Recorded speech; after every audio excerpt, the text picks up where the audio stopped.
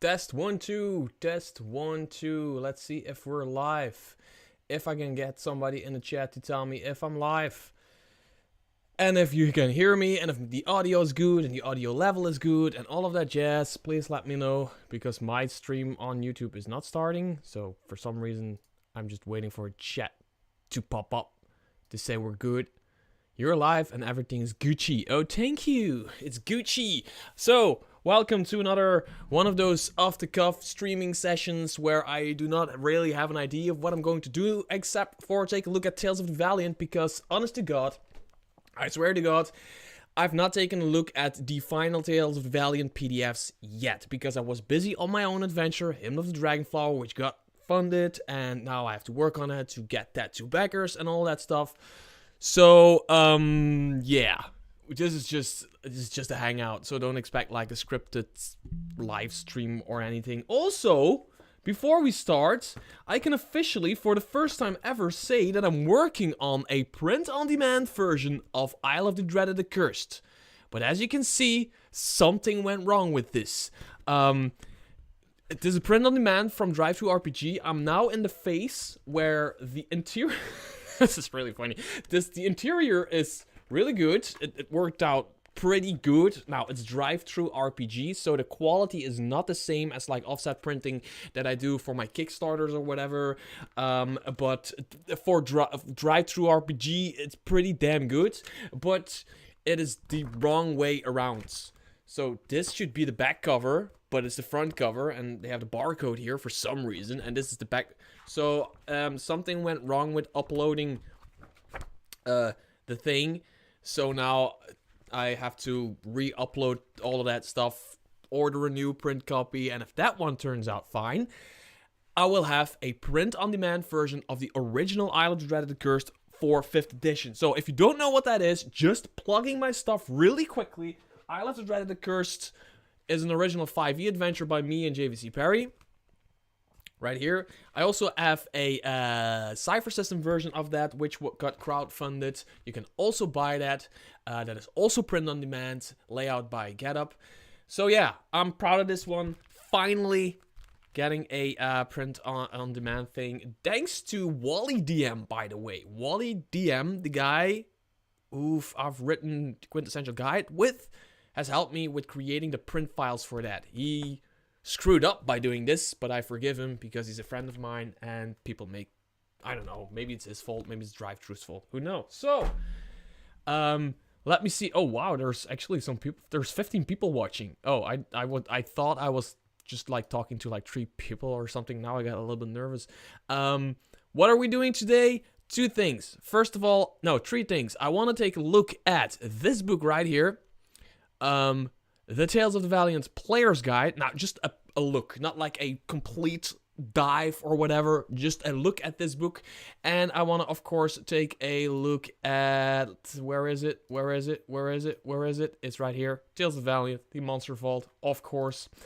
And I want to do that with you, and I want to, like, if you have any questions, or you have any comments, or you have anything, that you need to say or want to say or whatever, just let me know. I would just have to like do the live chat thingy so that I can see you guys proper. The third thing that I want to do is actually, if you have any questions about other books that, other books that I have in my possession right here, or that I talked about, or just questions about my life, or questions about whatever, just ask. And yeah, so let's do this. I'm so bad at live streams. By the way, look what Cobalt Press sent me. They sent me a t-shirt. Just found this in the mail yesterday. Cool as this. CobaltCon 2024, man. All packed and ready with like all kinds of RPG stuff. I haven't fitted it, tested it yet. I'm not gonna do that live. I've taken my shirt off on video before, and I'm not doing that again anytime soon. So, are you guys seeing this properly? As more info appears from Wizards of the Coast, the better Tales of the Valiant looks. EM Silvio is saying, do you feel that Tales of the Valiant looks very bonus action clunky? It seems that through the talents and fighting styles, a lot of passive abilities became bonus actions. Oh, That actually is a really good question, and that is something I don't know yet, because this is genuinely the first time I opened the PDFs. I've been hyping up this game for a year, and then suddenly Cobalt Press decides to release this when I'm busy working on my own stuff. Like the 1 week that I tell my girlfriend, I tell everybody, like, this week, no videos or almost no videos, I'm just gonna focus on my own stuff. That's when Cobalt Press drops their stuff. But it's good. Player's guide is here. So what I want to do is, if you see anything, and if you want me to really look at a particular thing, and you want my opinion on a particular thing, just stop me, or Murphy's Law, Mr. Trosk. Yeah, that's how it works. Yeah, it's something like that. Oh, so everything is, let me see. So what do we have? Introduction. What is Tales of the Valiant? Chat. Tales of the Valiant, basically, probably it will say, let's see it, but it's probably 5th edition on Wow. Okay, this is cool. This is cool. 5th edition on steroids. This introduction should not be here. It should be like 5th edition on steroids. Done, right? Just kidding, of course. Okay, there's some dice here. So they kind of talk about what the game is for, like if people don't know what Dungeons and Dragons basically is, they can read all about how that works here, as if it is like the first player book they open. Now, I'm gonna say 99% of people who pick up this game will know what Dungeons and Dragons is and how to play it. The other 1% will probably sit at a table. Like 99% of the remaining 1% will probably sit at a table of people teaching them how to play this game. So I don't think, like, it's good that it's okay that it's in here. Like, what are the dice? What's the role of a player? How to use this book? But like, we all know, right? Or is that just me? We all know, right? They were thinking of you, saw the lack of videos. Can you maybe just draw a big picture difference between 5th edition and Tales of the Valiant? The difference between 5th edition and Tales of the Valiant is really hard to say. It isn't. It's the way it's presented. For me, and there's a lot of people that don't really agree with me, and that is perfectly fine. And it's also not like the full truth, but that's the way I see it. For me, 5th edition is a gaming engine. Dungeons and Dragons is a game built in that engine. The engine was built for Dungeons and Dragons. So basically, it's like the Unreal Engine being built for the Unreal Tournament game, right? The engine was built to build that game. But that doesn't mean you cannot build another game on the same engine. So playing this will feel super familiar, like 80% or 90% what you're playing, depending on which optional rules you're going to use, will just be Dungeons and Dragons, basically. Let's just face it, it's Dungeons and Dragons. But there are some optional rules, and also most of the differences are at the player side. For example, I'm just gonna click the first thing that I want to see. That's this one, the fighter. The first thing that I always look at is the fighter, because it's my favorite class. I love the fighter. I'm gonna look at other classes. I'm just gonna sit here and talk as long as there's people watching me or whatever, asking questions. 17 already. Wow. Okay.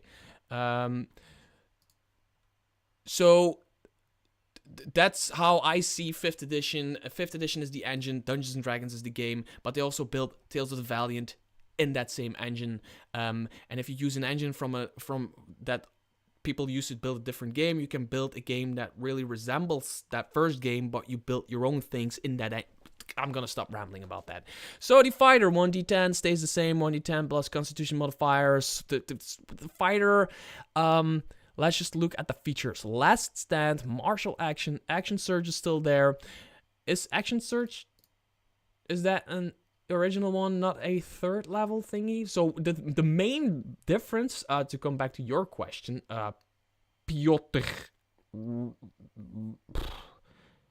person who starts with a P, the main difference is basically that there is a lot more power to the players. Players have a lot more power. They can have a lot more options, but the monsters are also harder and they're stronger. So the problem Kobold Press has been having, if that's a sentence, is that their monsters were they were stronger than a challenge rating suggested. But they were always meant to be played against characters who play Kobold Press material. So players who take a whatever book from Kobold Press that has player options, who take those player options against those monsters from Kobold Press. So Kobold Press stuff has always, for me, been a confined thing, right? Now they just translate that into a game. Now you have the monsters that are Kobold Press powerful, but you also get the players that are Kobold Press powerful, giving you just somewhat more. I think combat might be a little bit slower, especially if like the person who said that there's going to be a lot of like bonus action options, different options. The combat is going to be somewhat slower, and the players are going to be escaping death much more, I personally think, from what I've seen in the past. First level fighter feature. When you take damage, that would reduce you to your hit points to less than half your hit point maximum, rounded down. You can use your reaction to spend hit dice, up to a number equal to your proficiency bonus. Immediately roll those hit dice. Oh, so that's basically a second wind. You can regain hit points equal to the sum of all dice rolled plus your constitution modifier. Wow.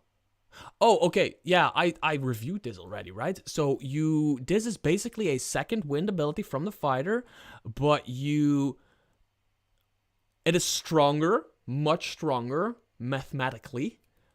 But it triggers at a certain point, whereas second wind was a bonus action, if I'm not mistaken. Second wind was a bonus action. So they take a bonus action away from you, which is a good thing, because this leaves open a bonus action, because that's something with 5th edition. Everybody technically has a reaction every round, but nobody, like not a lot of people use their reaction often, which means that, that now you get a reaction that triggers, which I really like. And it's stronger, but you need to be taking a shit ton of damage. You need to be like getting a really big beating, and then it triggers, but it doesn't take away your bonus action, which I really like, especially for a fighter with like dual wielding or stuff like that, or who has a feat or a talent in this game that tells you can do something with a bonus action. Your second wind will not take away from that. I'm just gonna look at the chat really quickly. From what I've seen so far, it's a few class features are different. The lineage and heritage system, a luck system, and the way some spellcasters work. Yeah, there is a lineage and heritage system, which is one of the things that I like the most about it. I like that they've taken away race. Not that I'm against using the term race for like orcs and whatever, and half-elves and elves and whatever.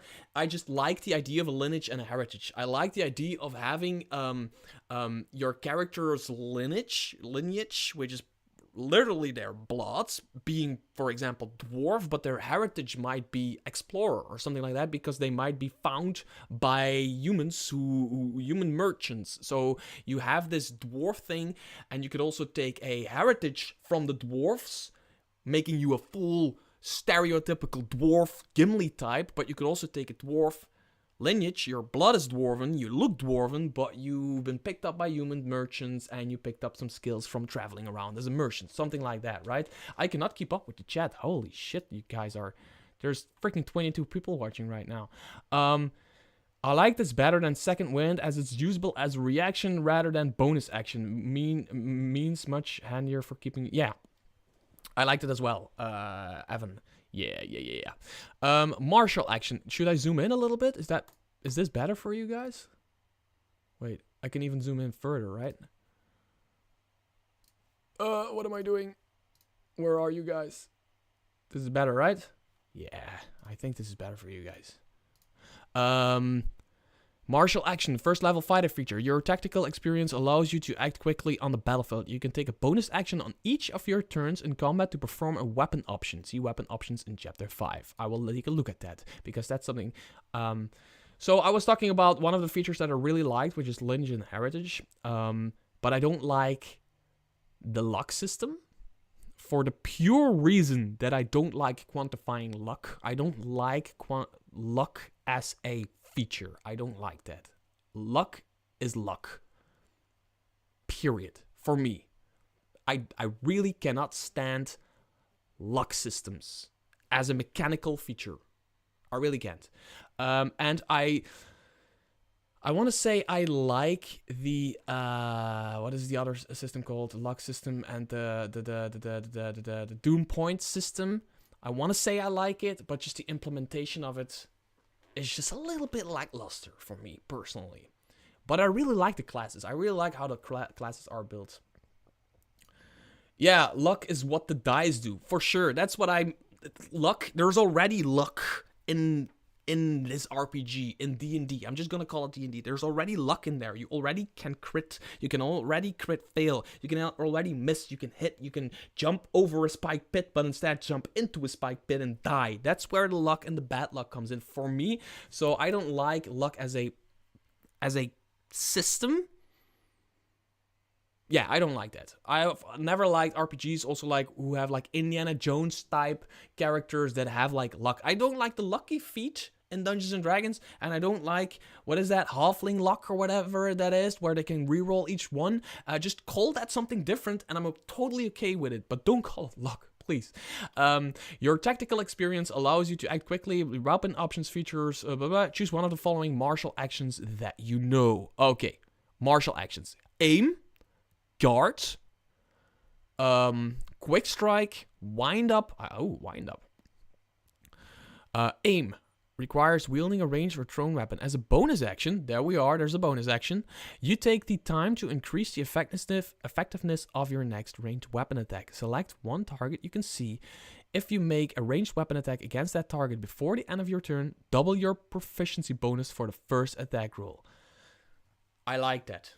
I really like that. This really adds to that sniper thing that a lot of people want to build with the fighter, but then they go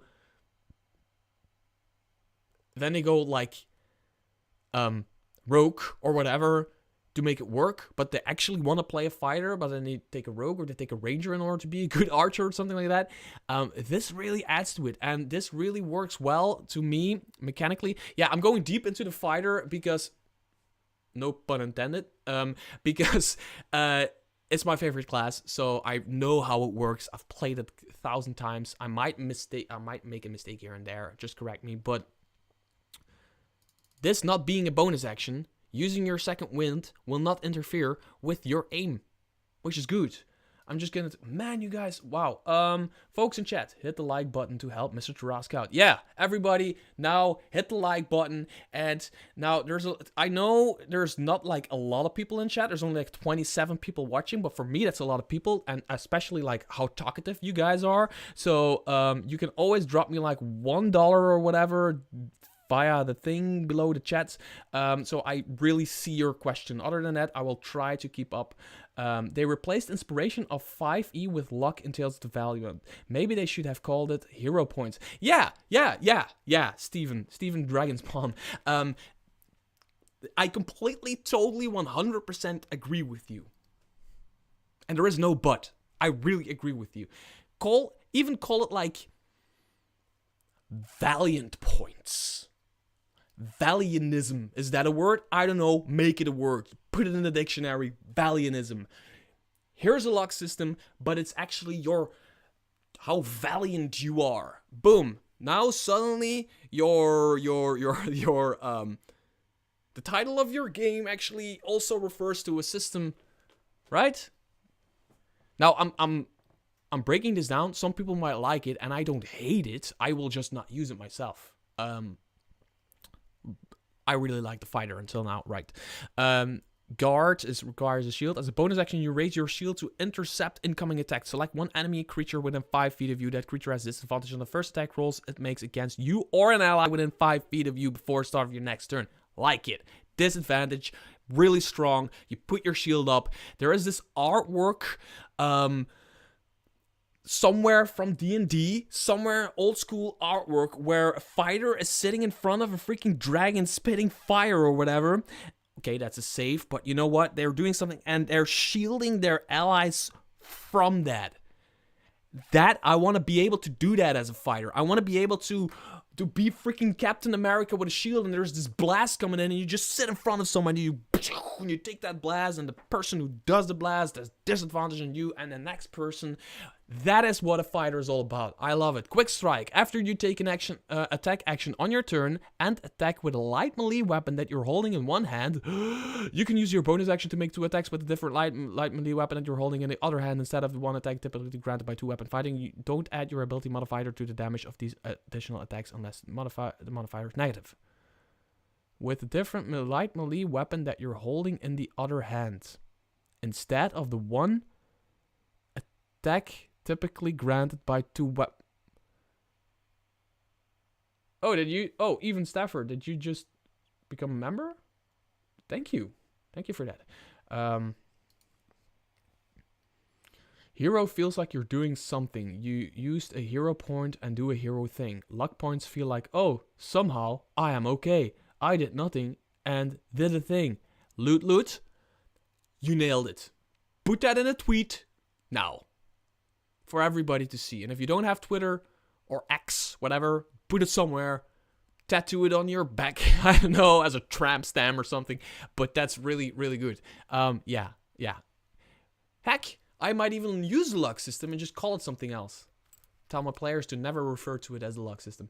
I'd be interested to see how these bonus action options work with 2 weapon fighting. Yeah, can somebody explain quick strike to me? After you take an attack action on your turn and attack with a light melee weapon that you're holding in one hand. So you take an attack action with a light melee weapon. You can use a bonus action to make 2 attacks with a different light weapon. Oh, that's good. That's good. That's bad. So we have better archers. We have better guardians. We have better dual wielders. This is awesome. This is a fighter. Oh man, I want to play this. If you want to build a sniper, be a fighter with aim. If you want to build a guardian, dwarven defender, like in 3.5 edition, dwarven defender, standing guard, whatever, build a guard. If you want to do dual wielding right, build a quick strike fighter. Basically, quick strike gives you one, 2 bonus action attacks. Gives you 2 bonus action attacks instead of 1. So buff. It's 2 weapon fighting. Basically, yeah. Luck is the gods took at you in a favorable light. In Sylview, I don't agree. Luck isn't divine intervention. Divine intervention is divine intervention. That is why divine intervention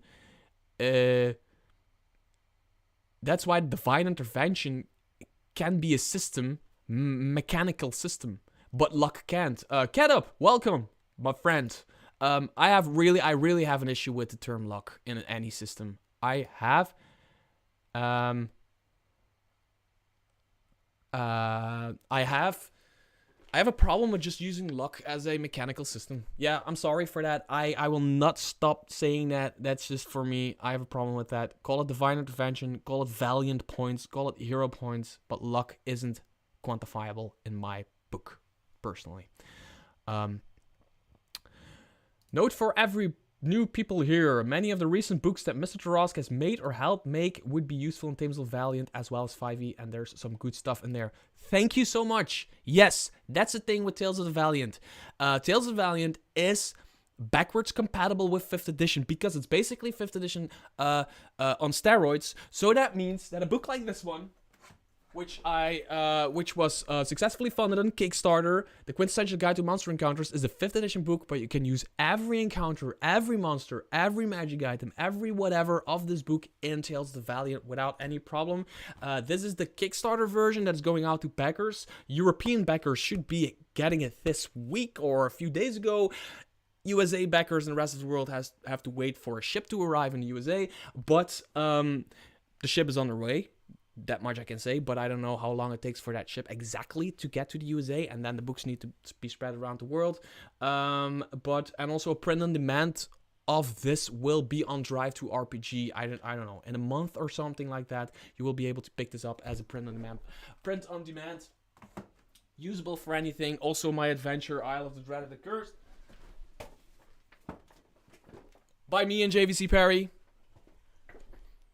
Great adventure, also available for the Cypher system.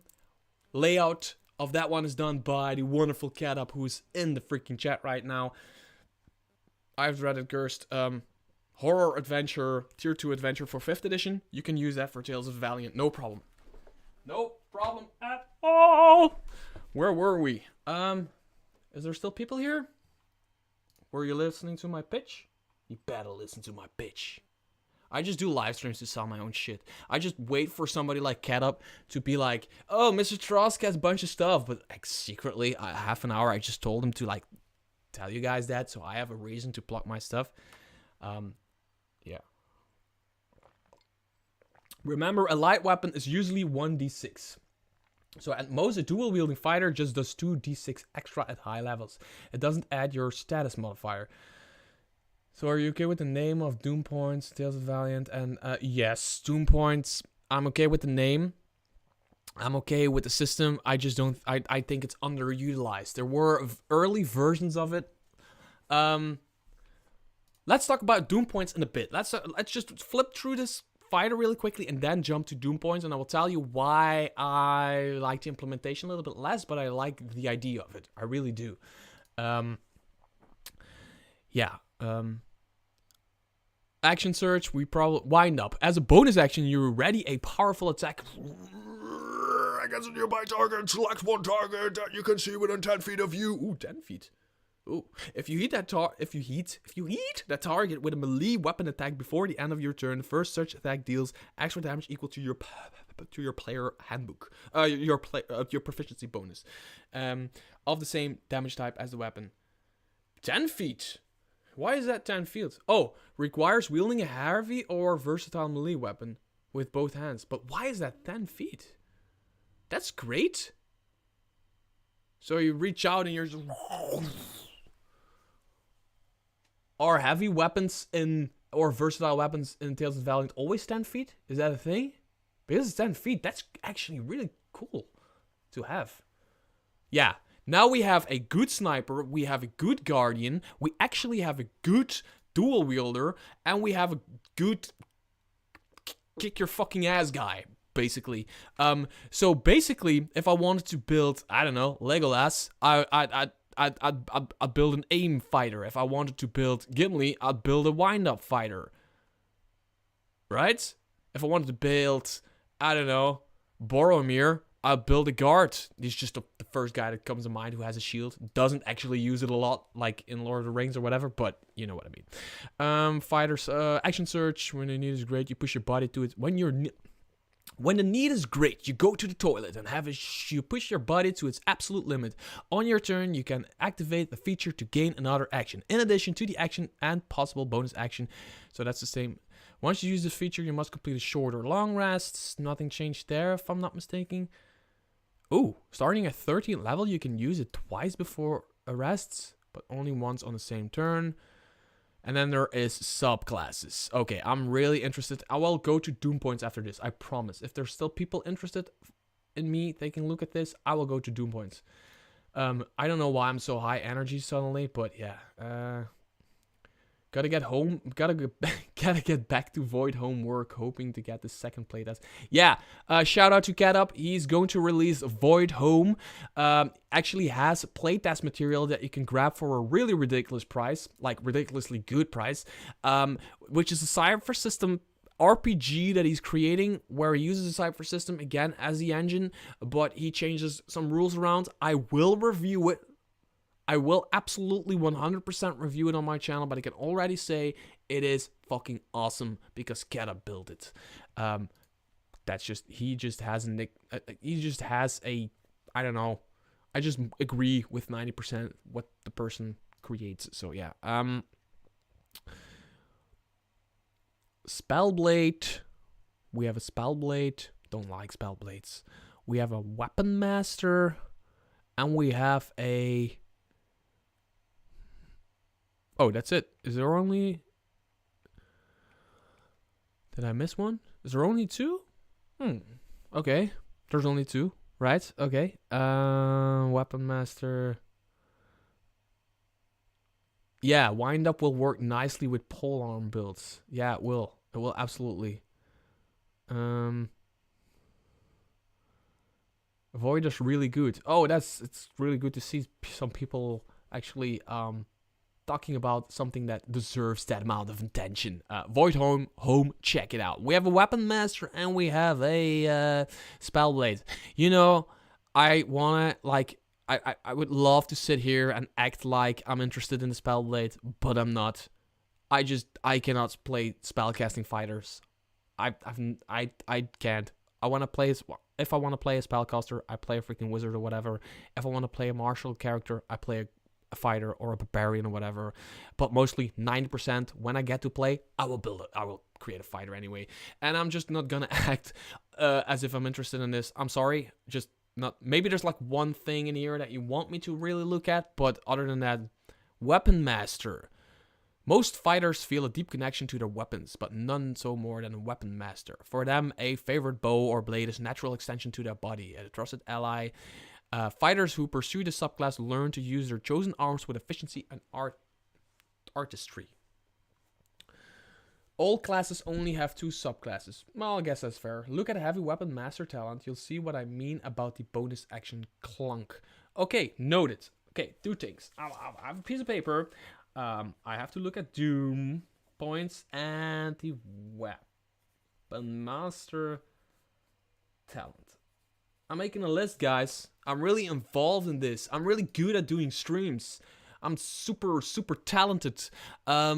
Mastery. Choose three types of simple or martial weapons with which you have proficiency. See, basically you're a fighter, so everything. You have mastered the use of those 3 weapons. Once per turn, when you roll damage for an attack with a weapon you have mastered, you can re-roll the weapon's damage dice and use either result. See, this is what I mean. Where Tales of the Valiant combat, this is not a critique or anything. This is, some people like this and some people dislike this.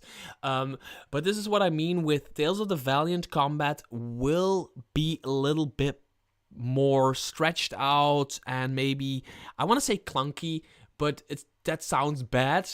Than in 5th edition, like the basic 5th edition, because they're adding a lot of stuff for the players to do, like re-rolling dice. It all takes time, and if you're playing with like 4 or 5 players, sitting around and waiting for your turn might, it might just take a little bit longer than it already takes in 5th edition, especially at higher levels. Alternatively, once per turn, when you use a weapon option, for a weapon that you have mastered, you can roll the attack's damage. Oh yeah, and then there's weapon options. That will add. So the combat is going to be, there's going to be more. Yeah. Oh, the cleric has 3 subclasses. 5e combat already takes way too long. It needs to be snappier. Yeah, it takes way too long. But there is tricks for that. I don't want to go too deep into that stuff, but 5th edition combat already takes pretty damn long at times, especially when you get like past level 5, 6, 7. It starts taking long. It depends what players you have at your table, really. I have 5 players in my main party, and there's always like this one dude who squeezes every action, bonus action, and reaction out of their character always, taking a long time. And then there's people just playing for the heck of it and just like, oh, I'm gonna attack, I use this feature and I use this feature, and they don't really like metagame in that sense or power play in that sense. So it really depends what kind of players you have at your table. As part of your training, you've learned to use unique tactics with certain weapons. You gain access to special maneuvers called stunts. You use a stunt. I like the name. I like stunts. Man, I'm hot. Oh, I feel hot. To use a stunt, you must wield a weapon that matches the weapon type listed in the stunt description, if one is listed. You can only use 1 stunt per turn. You get access to this. So those are basically the maneuvers, right? All stunts listed are available to you at 3rd level. You can perform stunts a number of times equal to your proficiency bonus +1. After that, you must finish a short or a long rest to begin. So the fighter is still a short rest, the king of short rests. That is a good thing to see. A arcing strike, cheap shot, make it count, parry, redirect, riposte, straight through. When you deal damage with a ranged weapon attack, Boom. You can also deal half the damage you dealt to a different target you can see within 5 feet of the original target. You can decide to use this after you know your damage roll. Okay. Hear me out. Mechanically, I like this. But in what universe does this make sense? Don't now go say a fantasy universe. You know what I mean. In what universe does this make sense for a bow and an arrow? Like, the title makes sense for a bow and an arrow. It goes straight through and hits another person. But what if that person is next to the first one? You shoot an arrow and then what? The arrow goes 90 degrees to the right and hits another person? That doesn't make sense. That doesn't make any sense to me, right?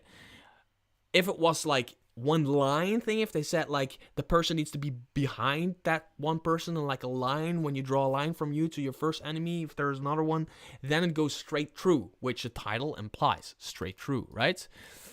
That would make sense, but this doesn't make... I like it mechanically, but I don't like with a throwing axe or whatever, you curve it like Batman throws bat wings with shurikens or with spiked balls or whatever, the arrow bender. Yeah, something like that. Yeah, it's like that really dumb film where they curve gunshots. Isn't that film? Who played in that film? Where they do like, and then the gunshot goes. Is that Wanted? I don't know. Yeah, could be. No, I don't like. I like what I'm seeing from Tales of the Valiant. I'm just not agreeing on everything. That's just the way it is. It doesn't mean that I don't agree with everything, that I think it's a bad game. I absolutely don't think this. I think this can be a really, really, really great RPG. And that's the thing. Like Cat says, 5e combat already takes way too long. Yes, it does, but also it doesn't, because some people really like it. I know people who like who like the role playing, like talking to merchants and all the lightheartedness, and then when it comes down to combat, they want to get that war gaming out of their system, and they're just waiting their turn, and like, I got like this combination. Every turn for them, they try to break the game, and that's their way of having fun in an RPG, which I think is absolutely great. And I actually... I'm one of those people sometimes, especially when I was younger. Now that I'm older, I just want to play more like loose stuff. But when I was younger, I really liked that kind of stuff. And I really think Tales of the Valiant gives you, when you read your powers, and that's what Tales of the Valiant is supposed to do. You read your powers and you're like, yeah, that sounds awesome. I want to be able to do that on the battlefield. And that is what they're building here. No, I didn't mean it's Wanted. Yeah, no, it's not the Matrix, because in the Matrix it makes sense. The Matrix is like a program, virtual reality kind of thing, where they do this thing where it isn't really real because there is no spoon, right? But with Wanted, it's like a serious film in a way, and then they just train with freaking pistols, and then they do this, and the bullet goes flying in a curve. Yeah, doesn't make any sense. Arcing Strike. When you deal damage with a heavy weapon wielded in both hands, you can also deal half the damage you dealt to a different target within reach that you can see. Same thing. This is basically the same thing with straight through, but it's for a heavy melee weapon, which makes sense because the person can be next to you. You can just like make one big swing. Or an arcing strike, right? Cheap shot. When you successfully hit a target with a melee weapon as part of your attack action, you can immediately make an unarmed strike against that target as part of the same... Oh, yes! A cheap shot. You can like hit somebody with your sword and you just doink with your elbow or with your knee, or give your knee like right in the tailbone or something like that, or in the balls. Just kick somebody in the balls and make it a cheap shot. Oh, I like that. Cadab is saying, yeah, it'd be pretty silly to curve an arrow. It's not realistic, like summoning fire with magic or transforming into a bear. Okay, I know what you're saying, and a lot of people use that kind of reference, like it's a fantasy world, it's not supposed to be realistic. I don't agree. Magic bends the rules of physics. Straight through doesn't say it's a magical thing. It doesn't state that. It says it's a martial thing. It's the same with like the monk in 5th edition can do all kinds of cool stuff with their fists, but they give it a storytelling thing in the form of key points. Key points is this mystical energy that you use, airbender kind of style, right? Straight through just tells you can bend an arrow martially. That is where it doesn't make sense for me. But I'm stuck in there because I like all of the other stuff, so what does it even matter? I really like Cheap Shot. Cheap Shot is really one of those... Cheap Shot is really one of those... Cheap Shot is really one of those storytelling, role-playing things that you can add into combat. Yeah, I like that. I like Cheap Shot. I want to play... Now, let's build a fighter. Really quickly, just from the top of our head. Let's build a fighter. Let's make them a dwarf. Let's give them... what kind of dwarf do we want? We want a dwarf with guards, wielding a shield. Can we use Cheap Shot with a light weapon? Please tell me I can shoot it. Requires a melee weapon. Yeah, so a dwarf with an axe who uses Cheap Shot a lot. That's just cool. That's just cool. Because the dwarf is small, it actually makes sense that sometimes they just headbutt you in the balls. That actually makes sense. That actually would be a valuable, is that a word? Type of strategy for a small fighter to have, to headbutt people in the balls. Not if they're wearing like chainmail or whatever there, because that would hurt you in the head. But that's actually... yeah, that's what I would play a dwarf who constantly headbutts people or kicks them in with the knee, like in the tailbone, stuff like that. They get behind somebody, they strike them, and then with the knee, they give them the knee. There's a lot of chatting going on. Yes, it's a fantasy world, but there has to be some kinds of grounding in reality to keep your brain connected to it, especially with non-magical means of offense. Yes, Evan, I completely 100% agree with that. Magic, literally, if you read into like what magic is in most fantasy worlds, it's literally almost like bending the laws of physics, but there's still laws of physics. As a magician, as a magic user, magic wielders, you're just bending those rules. As a martial person, you're not bending those rules unless you have some kind of magical or mythical or divine thing going on, right? Just my opinion, right? I'm just a guy on the internet. You don't need to listen to me or take my opinion for gospel. I'm with Mr. Trosk on this one. To me, it seems may have been mislooked. We try to rule that as to go through a guy and hit the other guy behind him. Yeah, I should be a line shot. For me, it should be a line shot. But why are we stuck on this while there's so many other stuff? Parry. Creature where you can see will hit you with a ranged attack. You can use your reaction to reduce the damage. 1d10 per super performance. Okay, yeah. Redirect. When you miss a target with a weapon attack, so ranged and normal, you can use your reaction to immediately reroll the attack, but you must select a different target you can see within 5 feet of the original target. Okay. I don't know how I would, as a game master, when somebody uses redirect, I don't know how I would, like, I'm really a big fan of, like, the cinematic storytelling, where every action, like, I let people do 2 actions or whatever, like, one guy, and then I tell, like, the story, how it all happens simultaneously. Like, for example, one guy says, I go up to the orc and I hit him, they hit them. Then the second guy says, I throw a javelin and they hit him. You can say first to the first guy, you hit the orc, and then the second guy, you throw the javelin and you hit the orc. But the way I tell the story is mostly like, oh, you are running towards the orc, and right before you want to hit the orc in the stomach, a javelin flies over your shoulder and flies into the shoulder of the orc, giving you the perfect opportunity to strike the orc, tying turns together, right? That's the way I tell the story as a game master during combat. But with redirect, I don't know how I would do that. But I think mechanically, it's a really cool thing to have. Riposte. When a creature you can see within range misses you with a weapon attack, you can use the reaction to immediately make a melee weapon attack against that creature. I like it. Like what I'm seeing. There's also tactical retreats. When you hit a creature with a weapon as part of the attack action, you can immediately move up to half your speed. as the same part of your action. So it's not even a bonus action. Not taken away from your bonus action. Following powerful stunts are available to you. Damn. Okay, I'm not gonna get stuck on this. I want to read this one. Grand finale. When you roll initiative and have no uses of your stunts, features remaining, you gain 3 uses. Cool. Cool. I like the fighter. I really want to play a fighter, and I especially like this part.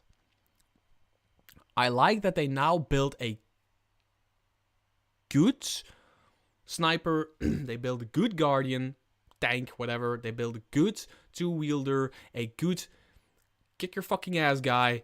They built good stuff in that sense. Yeah. Really feels like the fighter is worth it. Like, this person could be like a really good, like, this, she could like cheap shot everybody. She has the shield. She could be a guardian, like, what is it called? Guard. Because she's wearing a shield, just so she can protect people with her shields. But she can also cheap shot people with her axe. Like it. You can tell fighter got 10 times more love in this game than the Paladin. Okay, writing that down. Paladin. Do you guys want me to continue with this stream, or are you guys like, no, just shut the fuck up and go home, whatever. I'm just gonna take a drink while you think about that. You were smart to start with the fighter. Honestly, fighters are my baseline in most RPGs. It lets you know how the core of a system will play out over the more niche things. Yes, I agree with that. I'd say think of it more like aiming for extremities where there is some crossover when a fight is going on. The right arm of one and the left shoulder of the guy next to him rather than body. Okay. Dump stat intelligence. Yeah. Okay. Yes. Think of it more like aiming for, I don't know how to pronounce that word, extremities, where there is some crossover when a fight is going on. Yeah, because two people could be like next to each other in terms of mechanical gameplay, but in reality everything is like, yeah, actually, yeah, yes, because it is. I was actually speaking against myself, because normally I envision combat as like this flowing thing, and I tell, while my players are taking like turns, I tell it as a story that happens simultaneously, and everything happens in like one chaotic thing. There it actually makes sense if you think about it like that. Like, there might be a shoulder, one guy might be here and the other guy might be here, and the shoulders might be like this, and that's why you shoot the other guy. Although mechanically they're in a different square. Yes. I agree with that. Dump stat intelligence. Your dump stat is not intelligence. Off topic. If you're looking for more alpha material to do first looks on, I'd love to get your take on my project. I can send over a link if you're interested. Mr. Tarask, fully Mr. Tarask @gmail.com. Send me your love letters. I will take a look. I'm curious about what they did. I will just post my Mr. Tarask @gmail.com. That's me right there. Keep going, Mosby. I'm curious about what they did with the monk. Yeah, me too, because I reviewed the monk with my shirtless video, which suddenly was a video that everybody watched. So you guys just want to see me shirtless. Aside from that, definitely keep going with the stream, in my opinion. Okay, Doom points. Where's you at? We're not gonna get to the monster vault, are we? Doom points. Again, by the way, I'm just a guy on the internet, meaning that I might have an opinion on something now, and I might have a completely different opinion on the same thing tomorrow. That's because I'm a human being, and like, for example, Dumpstat Intelligence said, he just opened my eyes about a feature making sense if you look at it that way. The feature makes more sense. I still think they should have added it in the description, mechanically also, but it makes more sense. Oh, Doom points are in the Monster Vault. Of course, because it's a Dungeon Master thing, right? Doom points are in the Monster Vault. Here is the Monster Vault. Chapter 1, using monsters, Doom points. There's a Control F feature here, right? Doom points. Doom.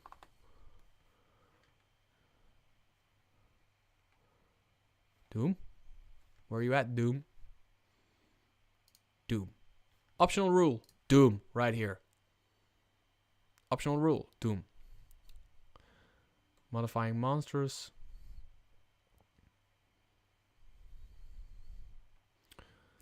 So yeah. Doom points. For me, this is a difficult one.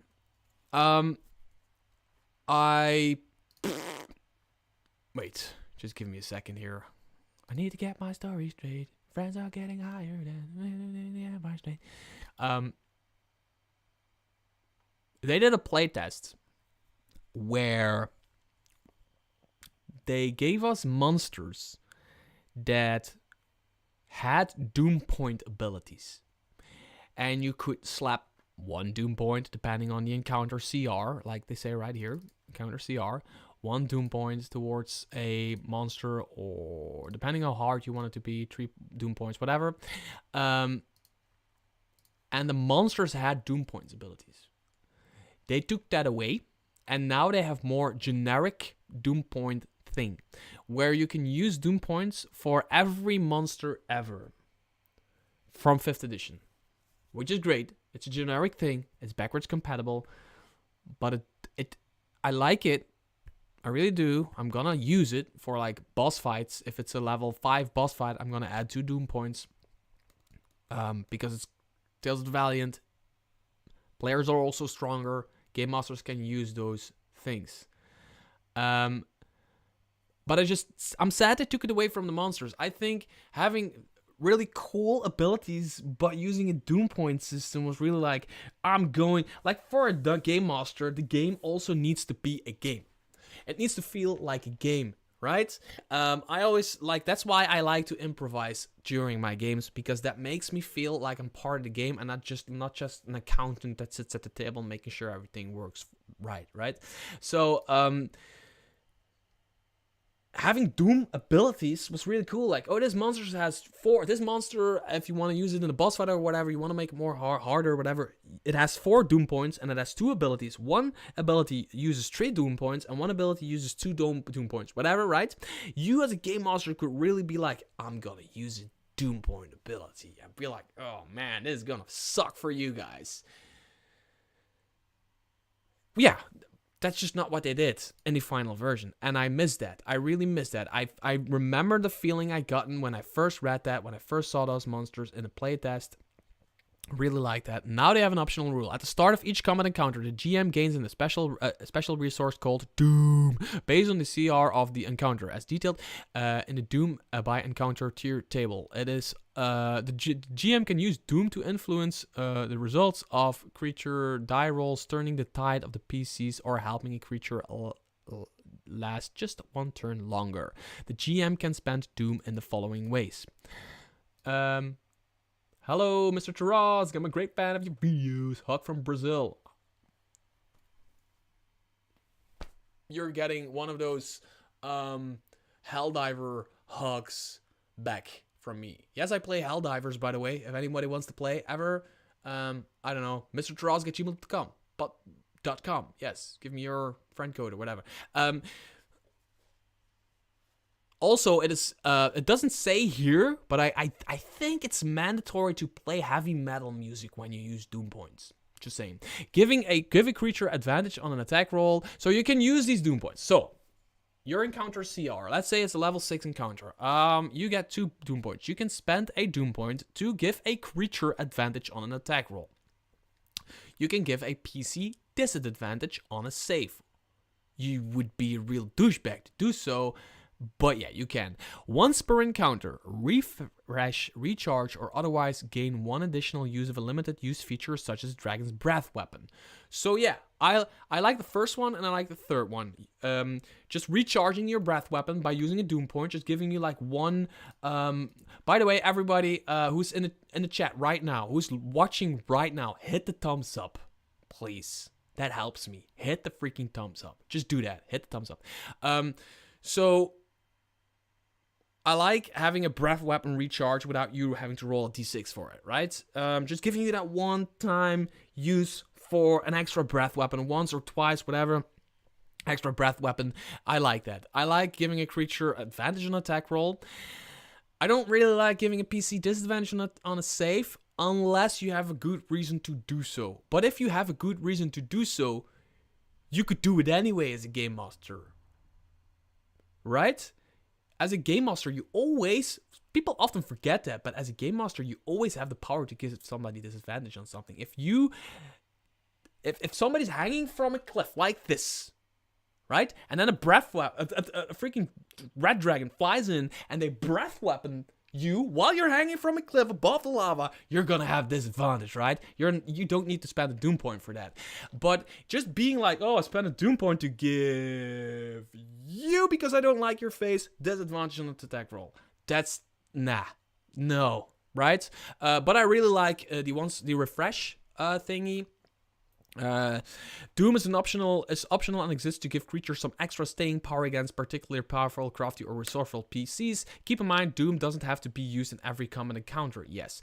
And then they give some options. So there's only 3 options you can use Doom points for. I like the first one and the last one. I wouldn't give somebody disadvantage on a save without having a good reason for it. Just because I don't like their face or whatever. And also, they also say giving creatures some more staying power or something like that. Now, so they can last one more round. But as a game master, players never know the hit points of your creature anyway. I think in the years I've been game mastering, I've never used the exact hit points of a creature. Am I now disqualified for being a game master?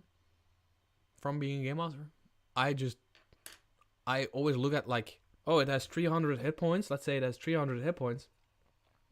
And then I go at 290, it might already die because somebody did something awesome. If they bring it to 310 and I feel they can just go, the party can go a little bit longer, I give them that. I just wait for the monster to die until there's this. I'm not gonna go to 400 or 350 or whatever, but I might like give it one more turn by just not telling people the monster dies, because I'm not gonna tell people the hit points up front. So saying that it might last another round is just something that I don't agree with, because that's something GMs have been doing forever. This is just giving you a tool to do so, right? So what are people saying? I wish more games try to add more mechanics to make the GM role more fun. And bring your double-barreled shotgun when Doom comes out. Doom guy will approve. Yes. You should have a double-barreled shotgun at the table at all times, loaded preferably, and you should have one of those Bluetooth speakers with like the heaviest of metal you got ready. And when you use a Doom point, you just go and you shoot your double-barreled shotgun through the roof, and then you're like, I use a Doom point, and I don't like your face, and you have disadvantage on the save, and the breath weapon kills you.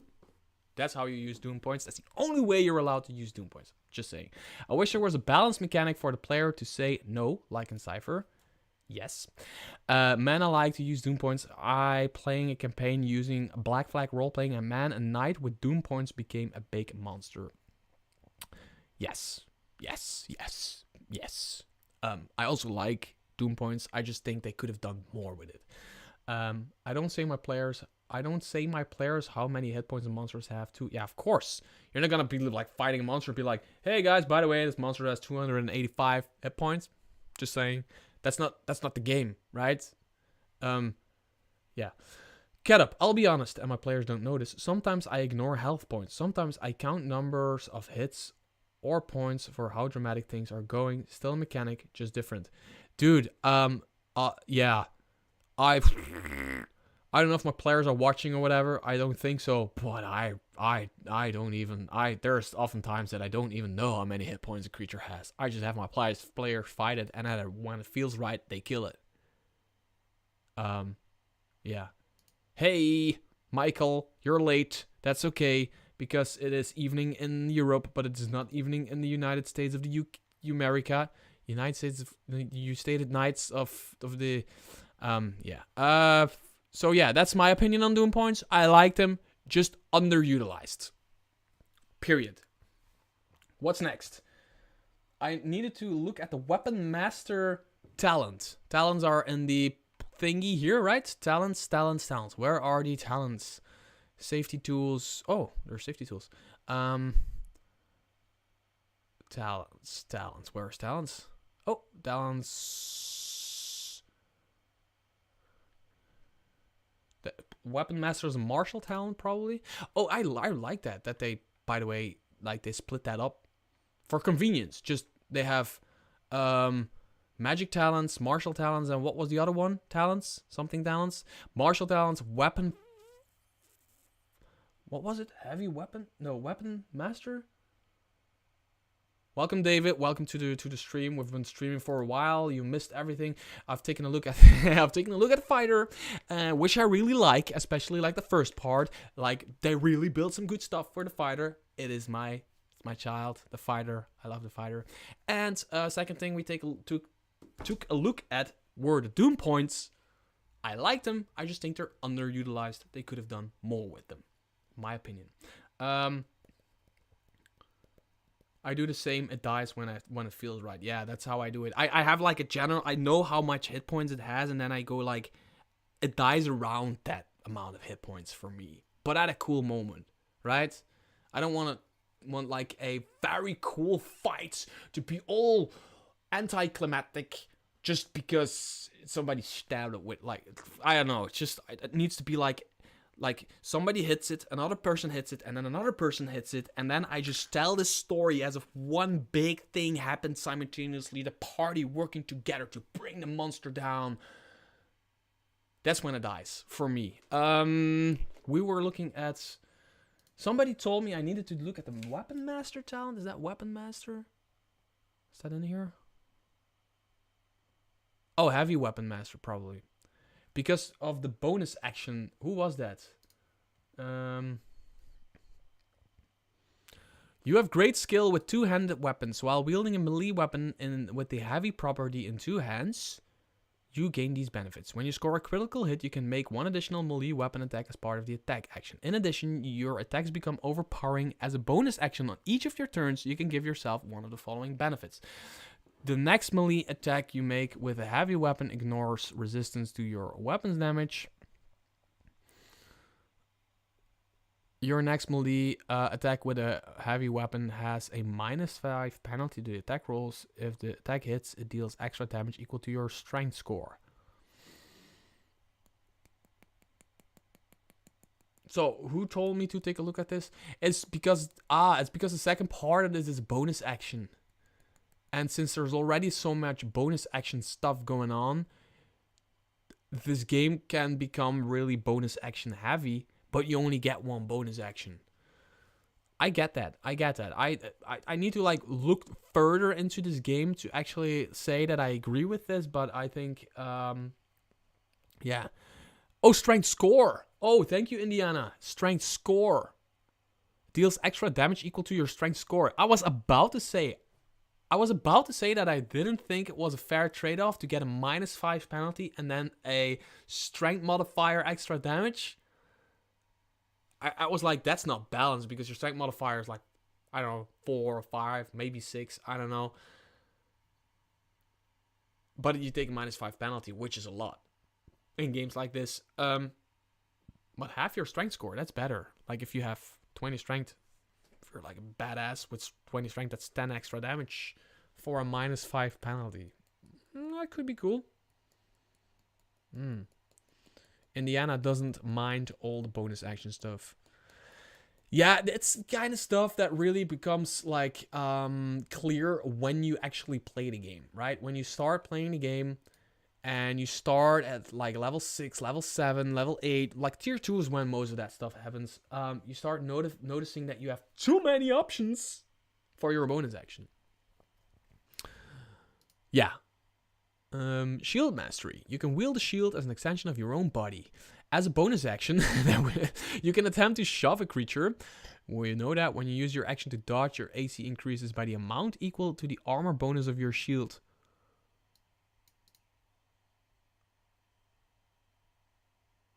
Oh! Was this a thing in 5th edition? Like exactly the way they say it here? Because I like that. When you take your action to dodge, your AC increases. So if you have a shield, a normal shield will probably be plus... Is a normal shield plus 2 in this game? I don't know. Let's say a normal shield is plus 2. You get another plus 2. So when you use dodge, you get plus 4. And by using dodge, it's already disadvantage for the attacking party, meaning that they have disadvantage and you have 4 more AC. When you make a dex save to avoid taking damage, you can use a reaction to halve any damage taken by taking shelter behind your shield. Yeah, this could work really good for a fighter who also has the guard feature. Like a lot of stuff to do with your shield. I love that. I love that. There's like a lot of different stuff to do with your shields.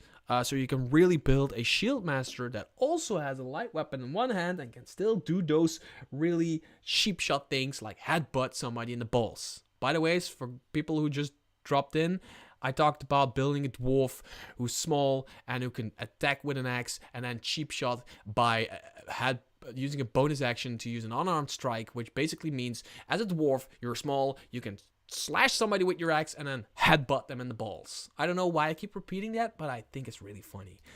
Yeah, okay. What else do we have? The Paladin. Let's take a look at the Paladin. Somebody requested it. I'm going to take a look at the Paladin. My computer is slow. There we are. Oh, by the way, the cover art is really good, right? Isn't it? I think it's really good. How long have we been streaming? Can somebody see that? Can we see that? How long have we been streaming? How long have we been streaming? Does it say somewhere? Can somebody tell me how long we've been streaming? I don't know when I started. 7. Oh shit. Okay. Wow. Let's see. What were we doing? Paladin, right? They didn't give the Paladin enough love. That's what one person said. If the person is still here, please make yourself known and tell me why you think. Holy shit, that looks cool. Wow.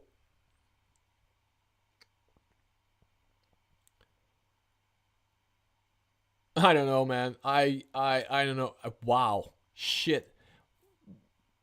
Yeah, when I go live, I swear a bit more because it just comes out. Like when I record, I just don't do that because I can like record in segments and I can pay attention to not do that. But this looks effing cool.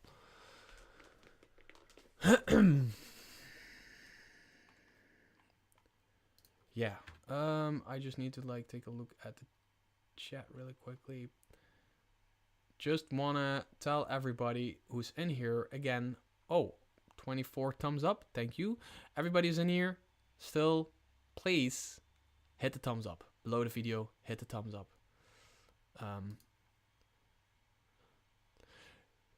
Though many consider a life pursuing divinity to be a life of healing, learning, and worship, there are a few who pledge themselves as unbending instruments of a greater cause. These divinely guided warriors are called paladins, and each of them follows a set of principles, an oath sworn to a god themselves, or the tides of fate.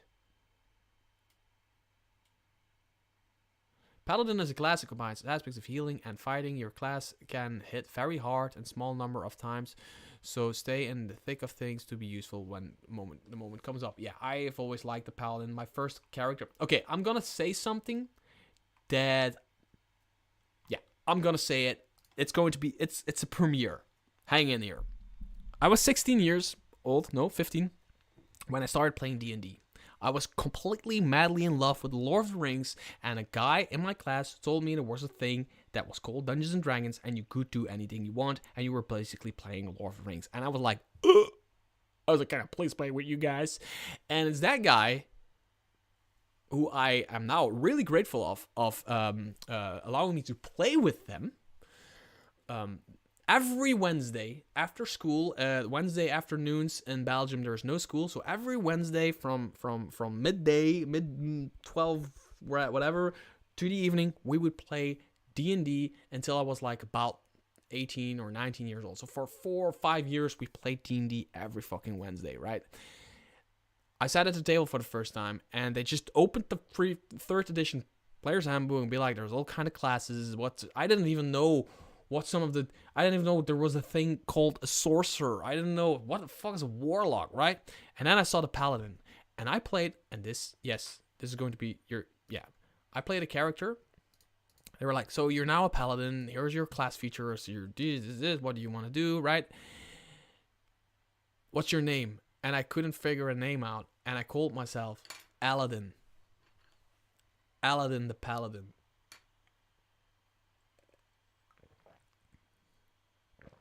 Yeah. That happened. So if you ever took me seriously,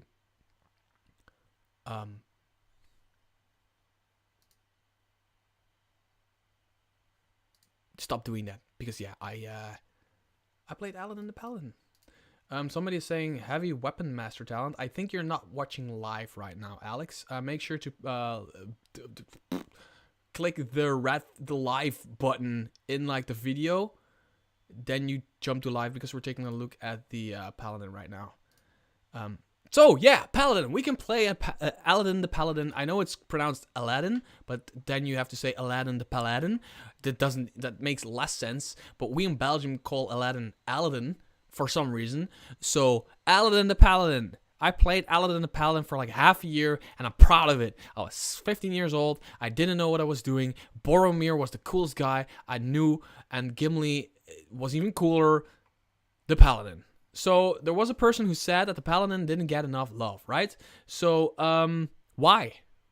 Can somebody tell me why? Because tell me why ain't nothing but a heartache. You're Belgian. My father was from Brussels. Small world.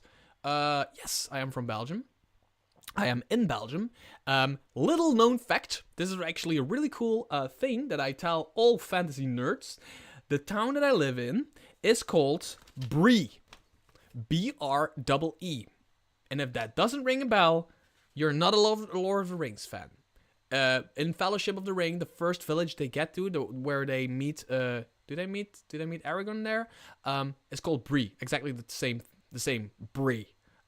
We pronounce it as Bree. Bree. In Dutch, it's called Bree. But yeah, it's the same name.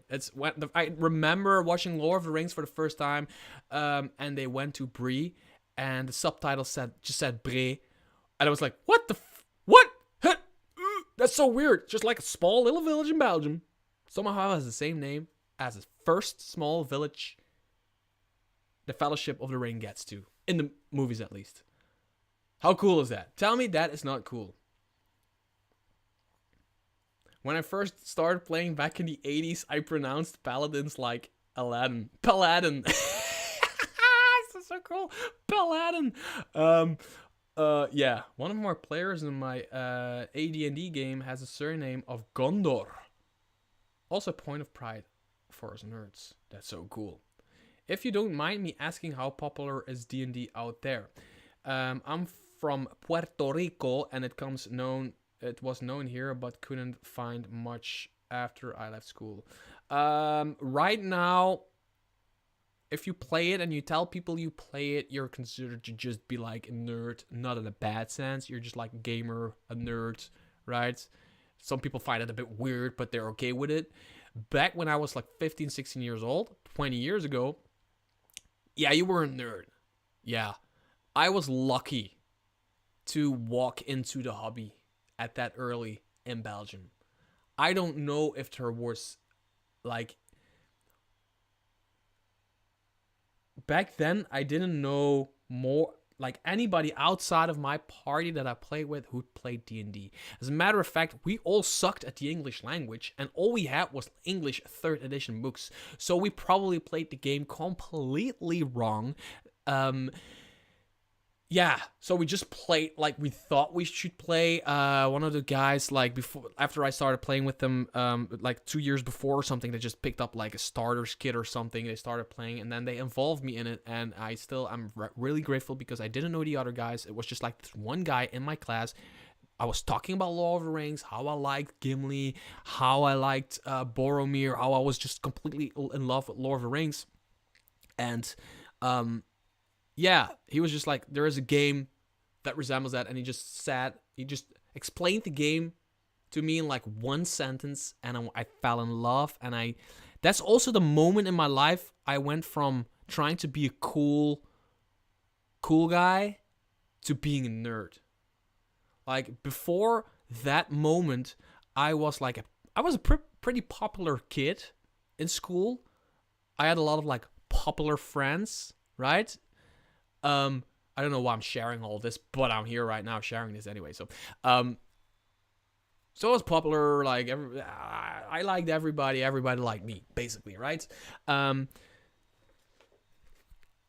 played D&D, and I was sitting after playing the first time, I took the bus home, and I was sitting at the bus, and I was just thinking, like, this is my life now. This is gonna consume me, and it consumed me whole. And I didn't, from that moment in life, I didn't care about being popular anymore. I didn't care about it.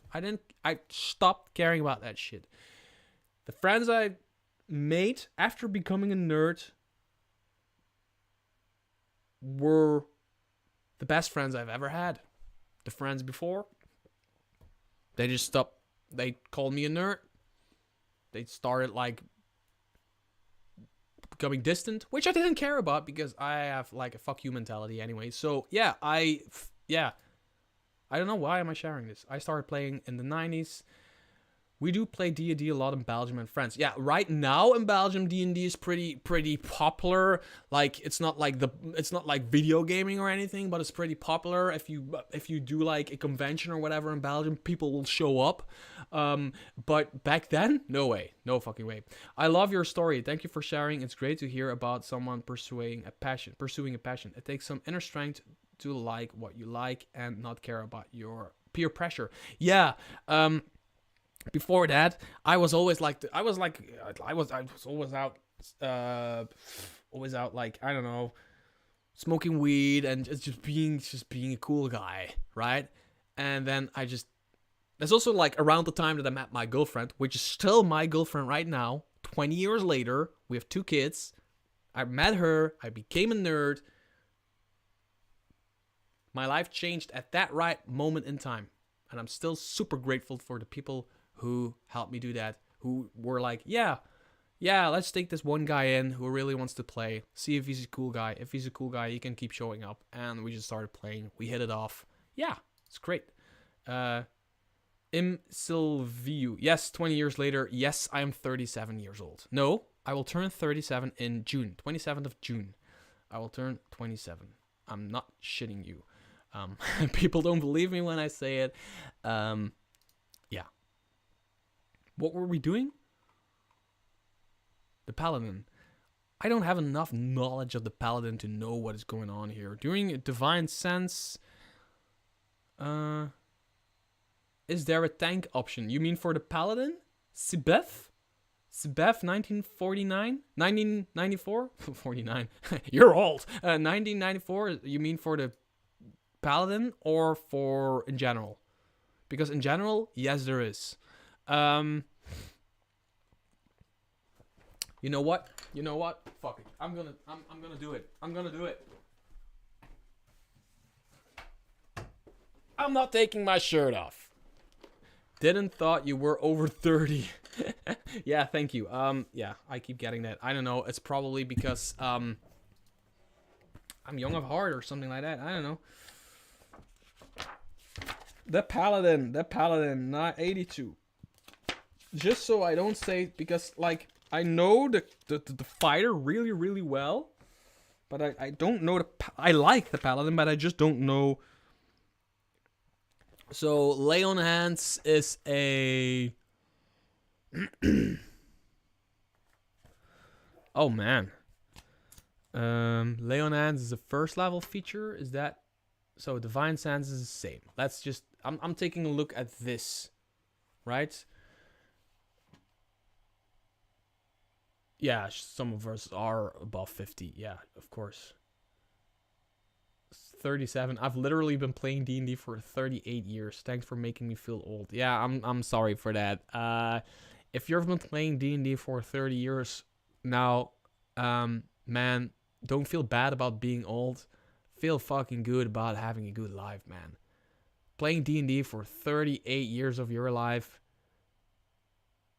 that's the dream, right?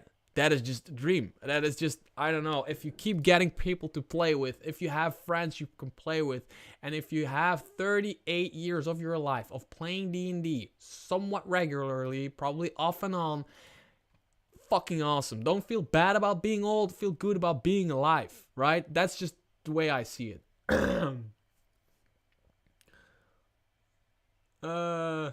I will have been playing D&D for 30 years officially as of the next month. You know it to the date? Cool. I'm 51 and still playing. Been over 30 for me too. Wow, you guys. Wow, there's some really... What's that word? Gargnard or something like that. There's a really weird English American word for that. Those old school... Grognerds. That's it. Grognerds. There's some real grognerds in here. I don't even know what that means. I just see that word. Grognard. Grognard. It's a French word. Grognard. C'est un word French. Je parle un petit peu français. Français est la langue... est une langue officielle de Belgique. Probably isn't right, but you know what I mean. So, fighting style, which is martial action probably, spell casting, fighting style, divine smite, divine health. It's not in here, sacred oath. So here's a subclass at 3rd level.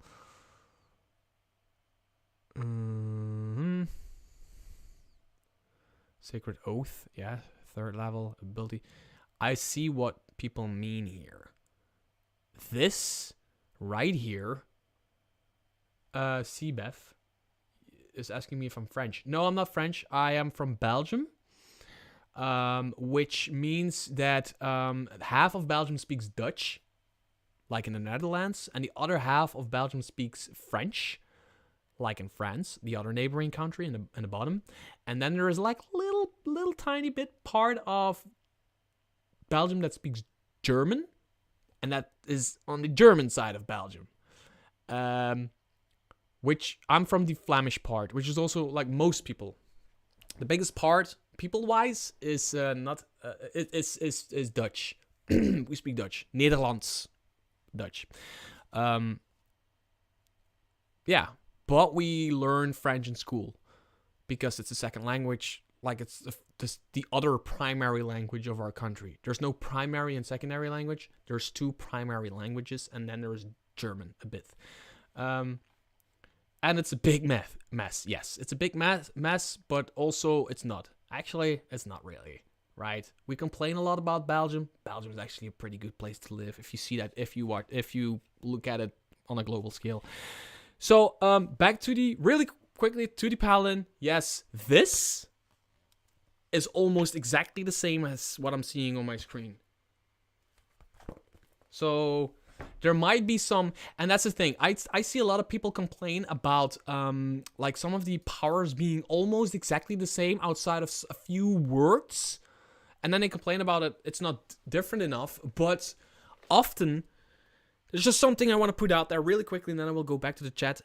Often, one word change, and like in this bit of text right here, right? One word change can completely change the power. It might change from a bonus action to a reaction, from a bonus action to an action, from an action to a bonus action. That completely changes the game. Completely. Might be an attack plus your strength, or an attack plus your strength score, or an attack plus your proficiency bonus. All completely different. So yeah. People often are like, oh, these feature, like, there's features in here that are almost completely the same. Almost completely the same doesn't really exist in tabletop RPGs. It is one word difference can really mean a big difference when you're actually in combat. just something I want to put out there. First D&D game in 1980, 44 years of tabletop RPGs and board games. Holy fucking shit, Scott. Oh man, 1980. I was born in 1987. Dude, you lived through the 80s. Fun fact, my car, the car that I drive daily, is from 1982. It's my daily driver. Yes, it is. Interesting is big mass. Fun fact, if you're a native English speaker, then the two easiest language for you to learn is Dutch and Afrikaans. Yes. That's also why Dutch-speaking people have an easy time learning English from just watching American TV shows. When I was young, we watched Friends, The Simpsons, The Fresh Prince of Bel-Air, I don't know, Step by Step, Family Matters, all of that stuff in English, and we just learned that way. That's how I learned English. I aged out of the chance to get Belgian citizenship years ago, alas. Does it have an age requirement, being Belgian?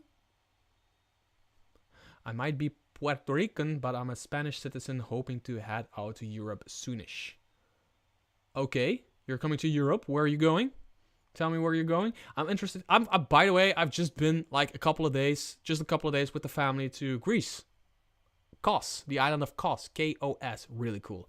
I'm interested in the divine options myself. Lol, what car? Oh, I knew somebody was gonna ask me what car I was driving. I'm gonna look for a picture. I'm not gonna do it here. I'm gonna do it here.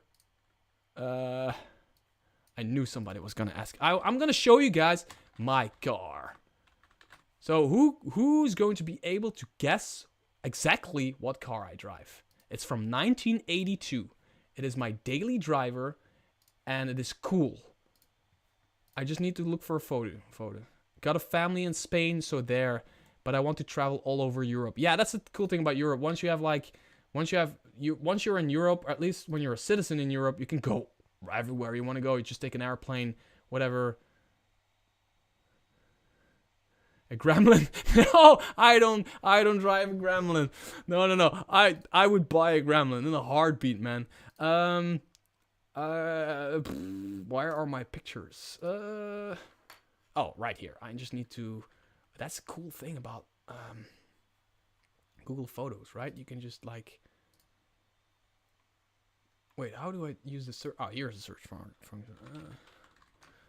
I'm gonna do a picture. You guys are not gonna believe what car I drive. I'm just trying to find a Google picture, right? What car I drive as a daily fucking driver. I just need a cool car. I just need a cool picture of it. Is this a cool picture? Nah, it's not cool enough. You're all wondering. Wondering. I can see you're all wondering. I can feel it. I can feel that you're all wondering. I'm gonna use this one. Download. You guys still there? You guys ready? Should I show it to you guys? Where is it now? So I want you to rate my car. Rate my car. Open in Firefox. Rate my car right there. Can you see it? Can you see it? Can you see it? That's my car. That is, ladies and gentlemen, my daily driver.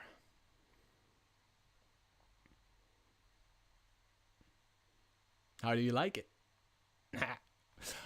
Yeah, it's a 1982 Volkswagen T3, T25 Vanagon, depending on where you are in the world.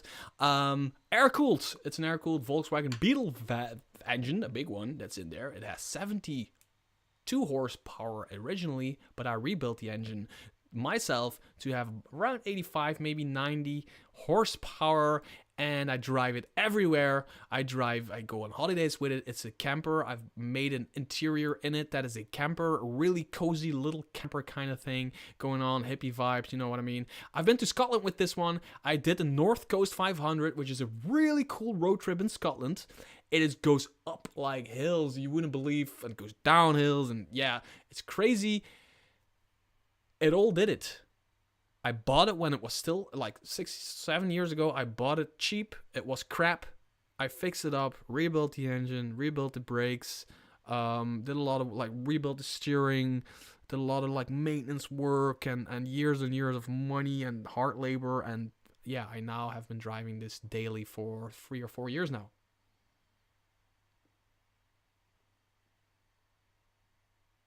Yes, I'm ready for it. Actually, Overboard, that's a good point. I am a bit of a doomsday prepper. I am officially ready to be out of here with my entire family and dog with this van in a matter of approximately an hour. I always have walkie-talkies, like 5-watt walkie-talkies, the good kind, charged and ready to go. They're right there behind the screen. I have enough food for weeks, canned food. I have enough water for weeks. I have enough like milk and that kind of stuff, like plant-based milk, which lasts longer. I have always have like tools to work on my van. I have like the right like an axe and that kind of stuff. I have everything set to like be ready to go in a matter of an hour and have almost everything to just live out of this thing because it has power. I can charge everything in it when it's just standing still. Out of there, I could just drive to Norway, go live in the forest for like half a year in this thing if I want to. And I don't do that because I think doomsday is gonna come or whatever. I just like doing it. It's not like I'm a doomsday prepper like, oh no, doomsday is coming, we need to get out of here, man. No, I'm not that kind of guy. I'm not like a doomsday prepper. I just like doomsday prepping. I like thinking about that stuff and be like, oh, I got this canned food and I got this. And now if now Ragnarok comes, I can just get in my van, toss my children in the van, the dog in the van, and just go. Yeah.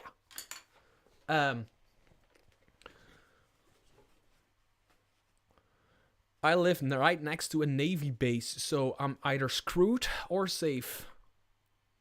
Yeah, I actually live very close as well to an air base, a really, really popular air base, which will probably be bombed if anything of that sort. I don't want to talk about that stuff. Doomsday, I'm thinking zombies. I want to slay zombies. Right?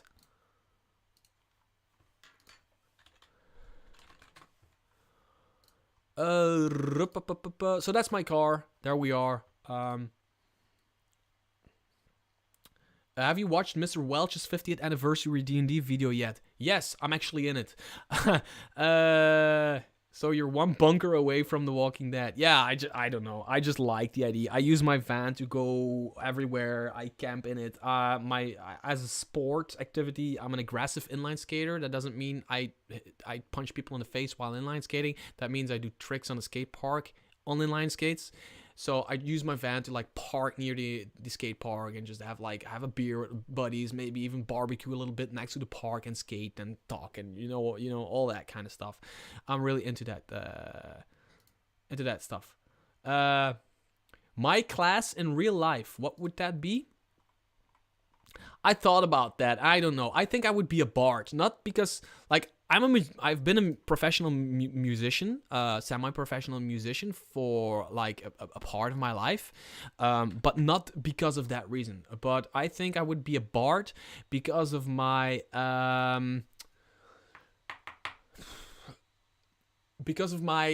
jack of all trades kind of thing that I have going on. I'm not particularly good at anything except maybe talking, like presenting stuff. But I'm not like particularly super good at anything, but I know a lot of things about a lot of things. I know a lot of stuff about survival. I know stuff about like the universe, cosmology.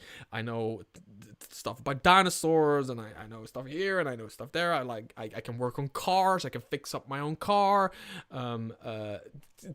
So I think I would be a bard in real life, or like the real life version of that, right? Because I'm a jack of all trades. I don't have expertise in anything, but I have a lot of skills. That's just the way I am. I know you're in it. Introduced you. Oh. Oh shit. Mage's Moose. Well, I haven't watched it fully. I'm gonna fully admit it's like 2 hours long or something, right? I was introduced as Ketchup in that video because he didn't double check the name list he gave him. Yeah. What are we doing? Are we doing anything else? Do we want to do anything else? Do we want to take a quick break? Oh, it's 10 o'clock already. 10 p.m. for me. Holy shit. Let's just take a quick stroll through the Monster Vault while we start closing this stream down. So this is not my official final review of anything. I like what I'm seeing for the fighter. I like what I'm seeing for some other stuff. We wanted to take a look at the monk, right? What they did for the monk, because I did a review on like the preview of the monk. So I already, it's cool, right? The monk. Let's do the monk really quickly. I'm just gonna stick for a while 24 people are still watching. Yeah, why not? Why not? Why not do the monk? Okay, what I'm gonna do is fill this one up.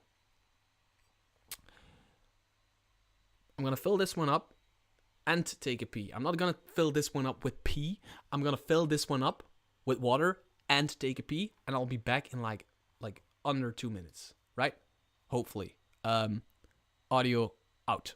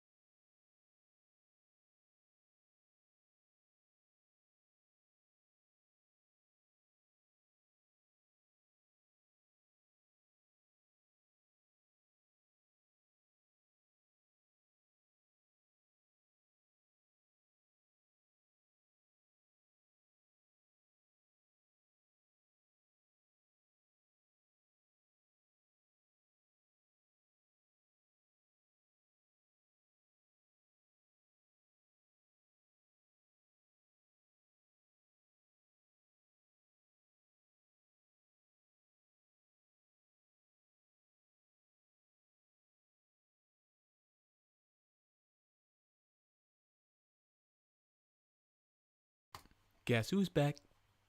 Back again. What have I missed? What have I missed? Were you guys talking about me? You guys were talking about me, right?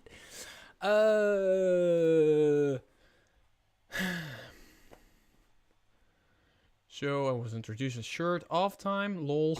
No, shirt stays on. Shirt only goes off if I ever do another monk video. Maybe a barbarian video. Barbarians go shirtless often. Why does everybody like my shirtless video? Oh yeah. What were we doing? I don't know why, but I'm really having a good time. I am always like super stressed about. I'm always super stressed about starting a live stream. It stresses me out. I don't know. I don't know why. It just stresses me out a lot. But I'm having just an incredible time. So it doesn't need to stress me out, because if it sucks, right? It's just a live stream. It's just a hangout. It's just also, by the way, as you can see from the title, it's an Ask Me Anything stream. So if you have any questions for me, whatever, about anything, ask me. About books that I have, about books that I don't have, about my shoe sizes, a European 40, if you want to know that. So I reviewed the monk in a video up until here, if I'm not mistaken, here, right? Luckily, you have an excellent and supportive community that appreciates the enthusiasm you have for pen and paper RPGs. Yeah, that's a great thing about my channel. My channel is a small channel still, right? I have, how much subscribers? 10,000 subscribers. I like just, I don't know. I really like having this little group of positive people. Every now and then I got like a negative comment or whatever, but that doesn't happen a lot. It starts happening more once I reach 10k. After reaching 10k, I don't know, YouTube started pushing me to more like random people, I think, and they start like bitching about stuff. I just don't go into that, but yeah, I really like it's just something I don't know. When I started doing this, I was just bored. I was bored, so I just started talking to a camera. And now I'm here. So yeah, that's great. Let me see. We already in that video talked about unarmed defense. We talked about technique points. Techniques. Flurry of blows. Blah, blah, blah. Manipulate the energy within yourself and improve. So, patient defense and step of the wind. You can spend one technique point to take the disengage or dash action. So, this is another, for me, another example of terminology being an important part of a tabletop RPG for me. Star Wars 5. I actually played Star Wars 5e. I've played that. I've played that in like 1 or 2 games or whatever. But I also played the Star Wars RPG that was based on 3rd edition D&D back in the day.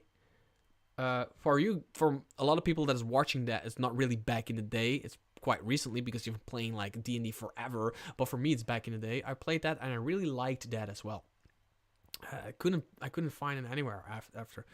So I talked about terminology being an important part of a tabletop RPG for me. For me, a feature can be an awesome feature, but using the wrong term can completely destroy it. Like, for example, the luck mechanic. Mechanically, it's all good, but luck, no, not luck. Use hero points, Valiant points, whatever. It's not luck, because luck is called luck because it's luck. There's already luck in the game. It's called dice. Sorry. Techniques is the same thing. I'm not opposed to key points at all. I like the idea of key points. I like that there's, I like that in the game there's divine powers, there's arcane powers, there is whatever weird powers, but there's also key, which is its own thing purely for the monk, and it is this mythical energy. It is not really something you can touch or whatever. It is this mythical energy of the monk. I really like that, but I also like when they go to the technique route, because that opens up more role-playing potential for creating a your own class, but using the monk as the mechanical system behind that. For example, you might want to build a boxer. You're just somebody who has fists wrapped in cloth and just it's like English boxer, not kickboxing, not Thai boxing, whatever. It's an English boxer. Just uses his feet to dance around and then uses his hands to punch people in the face. You build a boxer, you can build that. I think it makes more sense to then have technique points instead of key points, because that refers to you as a boxer using your energy to use the techniques you learn in training to do that special stuff.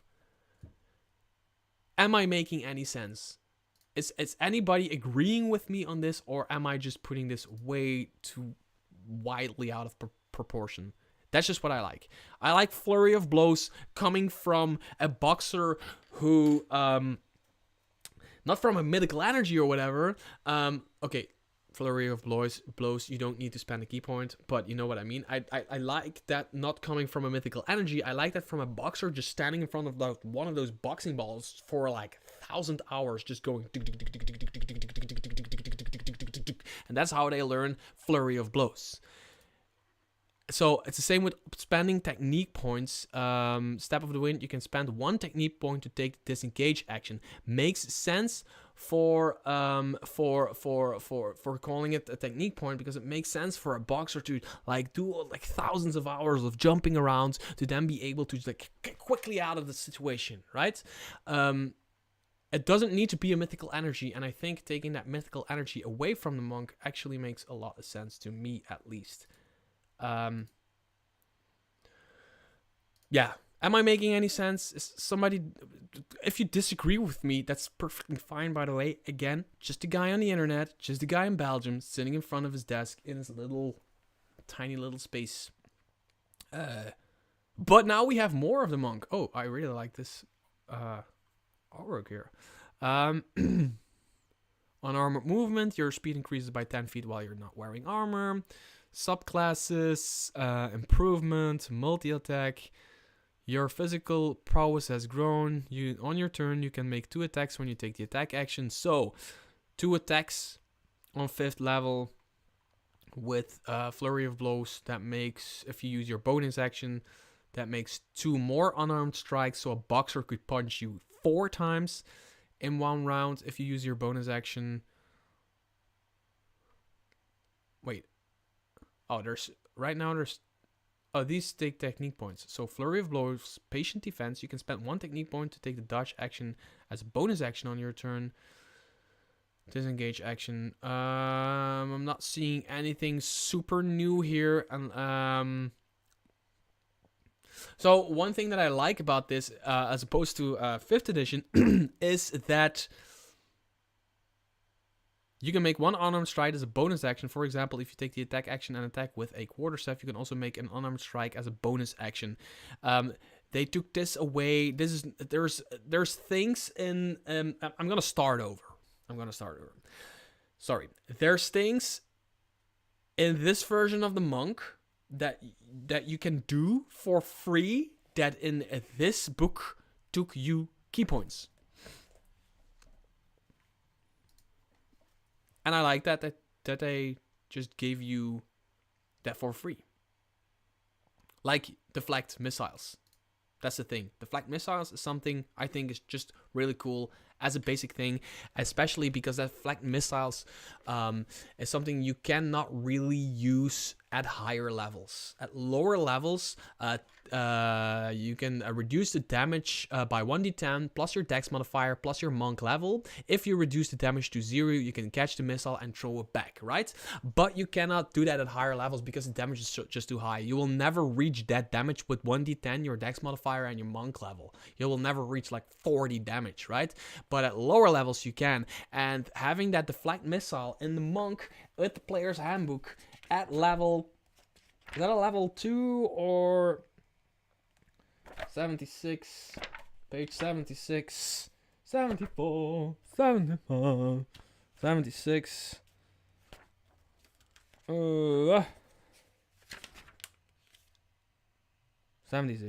76.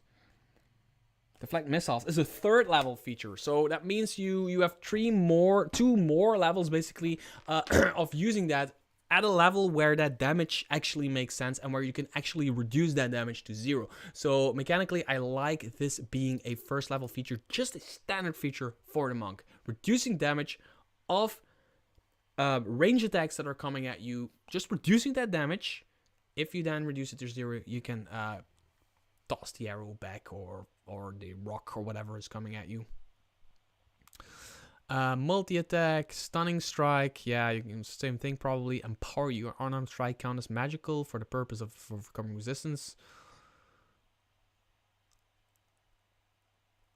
I'm not seeing anything new other than that. Other than that, I don't see anything new. The only difference is, so the big differences are that Deflect missiles is now standard, and then the flurry of blows gives you 2 unarmed strikes or 1 attack with a monk weapon as a bonus action, which is cooler than the first one we did. So yeah, Cold Press is here. Oh, we've only been streaming for like 2 hours for you guys to drop in. Kobolds are always late. Kobolds are always late to the party, right? They were probably out mining for gems or whatever, and now they're here. No, awesome. Awesome to see you here. I don't know who's representing the Kobold Press YouTube channel kind of thing, Gmail account you're having right now, but welcome. Yeah, Kobold Press, they'll probably know nothing about this. Nah, just a bunch of people are just like, Tales of the Valiant. Who's the kind of who puts that kind of stuff out? So to summarize, I was actually about to close this stream down, and I just want to browse through the monster vault really quickly. Because most of the stuff I'm seeing, I'm really liking. There's a few things in here that I like, but I wouldn't use myself. And then there's like one thing that I really hate. And now that Kobold Press is here, I'm a little bit scared to say it, but I'm going to say it anyway. I don't like calling something. I don't like a system being called luck. I did an entire explanation. Call it Doom points. Call it Valiant points. Whatever. Luck isn't quantifiable in my book. Luck is luck. So, but other than that, great game. I like that. I know people. So I have 2 parties, basically. 2 parties that I play with. One party is a bit while ago because a few of them got like kids and girlfriends. So we need to get back together. But there's like, I got like one hardcore gamer party and then like one we just sit around and make bad decisions without any repercussions kind of party. Just drink coffee, eat Cheetos, and make bad life decisions, basically. Those people right here, they play Cypher system. They just want to sit around and do stupid stuff, right? The Cypher system, just loosey-goosey. The first hardcore thing that's been playing D&D 5th edition for a long time now. Those people would really, really, really love Tales of the Valiant. Absolutely. I'm 100% sure they would absolutely love Tales of the Valiant. And when we get back together, not if, when we get back together, I'm going to switch to this game with them. Absolutely 100% switch to this game with them. And then I can also answer more questions from the community like, is this too bonus action heavy? Is there too much bonus action stuff going on?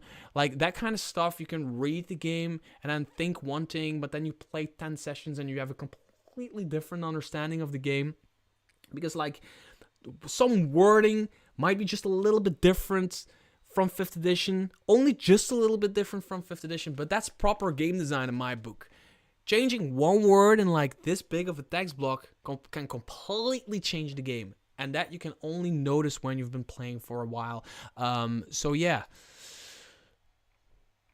there's a lot of creatures in here. Holy shit, there's understanding challenge rating. Oh, I got a missed phone call from my girlfriend. I'm gonna take a phone call from my girlfriend. I'm going to quickly take a phone call from a girlfriend and then end the stream for you guys. Just 1 second.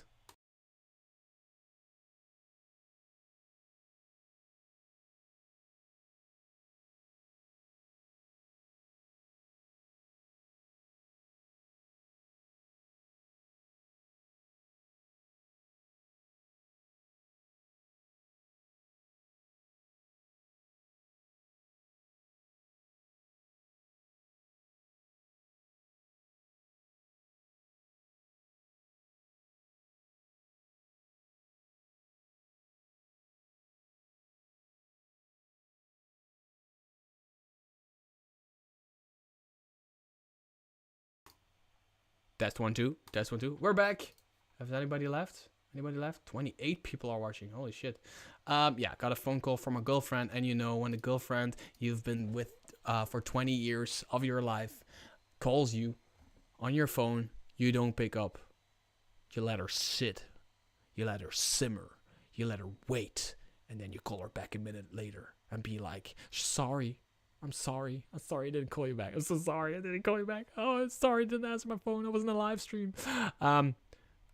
Yeah, she was out doing pottery. She does pottery. Like in the movie Ghost. Pottery. She's really good at it. I love the girl. Any beasts? Any monsters we want to see? Is there any monsters we want to see? Are there any monsters we want to see? Cobalt Press, I'm sorry for you to only join this part of the stream. My voice is almost dying on me. I'm getting tired. I promise this stream was 10 times better an hour ago. But yeah, is there any monsters we want to see? Anybody? There's 28 people in chat. Just shout a monster. I ran my 5e crew through the Sunless Citadel. They all wanted to adopt Meepo, the Cobalt Dragon Keeper. Meepo! I forgot about Meepo. Oh my god. My party also, that hardcore party that I talked about, they actually, here's the thing. They met Meepo, and then they went on, and then one party member died. And like a character, right? And then they called me up, like they sent me a text the next day and be like, can I please build a character based on Meepo? And can I please play Meepo? And he completely took over the way I roleplayed Meepo. And the party didn't know, and the party was like doing the party thing, came out of the Sunless Citadel, met this new character, in their head was a new character, and they're like walking to the character, and it was freaking Meepo. Their faces, it was pure, utter gold. This is one of the best moments as a game master ever, to just give a character that I read about in an adventure, and then, yeah, she was awesome. But I also just completely overplayed Meepo. So yeah, it's great. It was great. It's just awesome. Meepo, man, I forgot about him. I completely played him like I don't really. It's years. It's long ago, but it really like that. And the other guy just took that over, and suddenly it was a part of the party. And like 4 or 5 sessions later, he died because he really poorly created on purpose. He made like a really bad character that was supposed to die a few sessions later, right? That just was so cool player engagement in my games. One of the dragons, Gelatinous Cube, Feral Hunter, Archmace. We love our monsters, so we withhold from answering this question. Politics. Good politics from Cobalt Press right there. We've been lurking, there's always a kobold watching.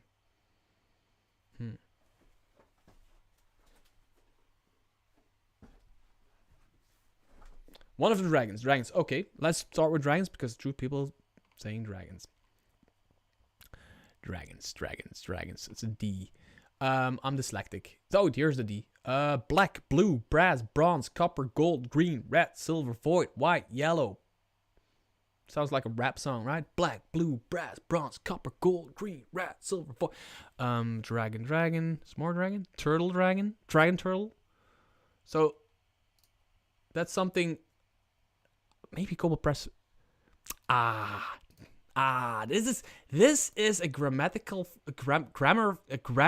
error in, to my opinion, a grammar error that it has been in tabletop RPGs, fantasy literature for years. A whale shark is a shark, right? It's not a whale, it's a shark. It's called a whale shark because it's a big ass shark and has a mouth of a whale, but it's a shark because its fin is like this. Not like this. This is a whale. This is a shark. So, this should be called, if this is a dragon, it should be called the turtle dragon. I don't know why I'm that nitpicky about it, but it's just something that I'm nitpicky about. The dragon turtle. should be a turtle dragon, which doesn't sound nearly as cool, but or it should be gargantuan turtle, right? As a monster, that would make sense. Dragon turtle is a gargantuan turtle that has powers of a dragon. That's why it's called a dragon purple. A dragon turtle. Man, I'm so tired. What dragon do we want to see? Yes, I can call it whatever I like. I just call it a dragon turtle. I don't really like, but mechanically it's a dragon. So if you would be like, oh, I want to list all dragons, it would be in there. Look, Global Press, people from Global Press, I'm just bitching around about stuff. I mean, I know, I love the game. I'm just bitching. I like, yeah, Dragon Turtle is the cooler sounding name, but then just like, what I mean is, when it says Dragon Turtle right here, which is the coolest sounding name, it should stay like that. It should just be a gargantuan turtle, not a gargantuan dragon. It's just a turtle with dragon powers. That's just what I mean about that. Okay, dragons. I don't know what dragon do we love. Are we going to go with the red dragon because it's like the stereotypical dragon we all know and love? We all died from a red dragon once, right? Mighty dragon with bright red scales swoops down from the mountain, setting the countryside ablaze with its fiery breath. There is a wormling, a young one, an adult one, an ancient one. Oh, and an ancient one. Okay. Oh, damn. This is detailed stuff. Holy shit. Wow.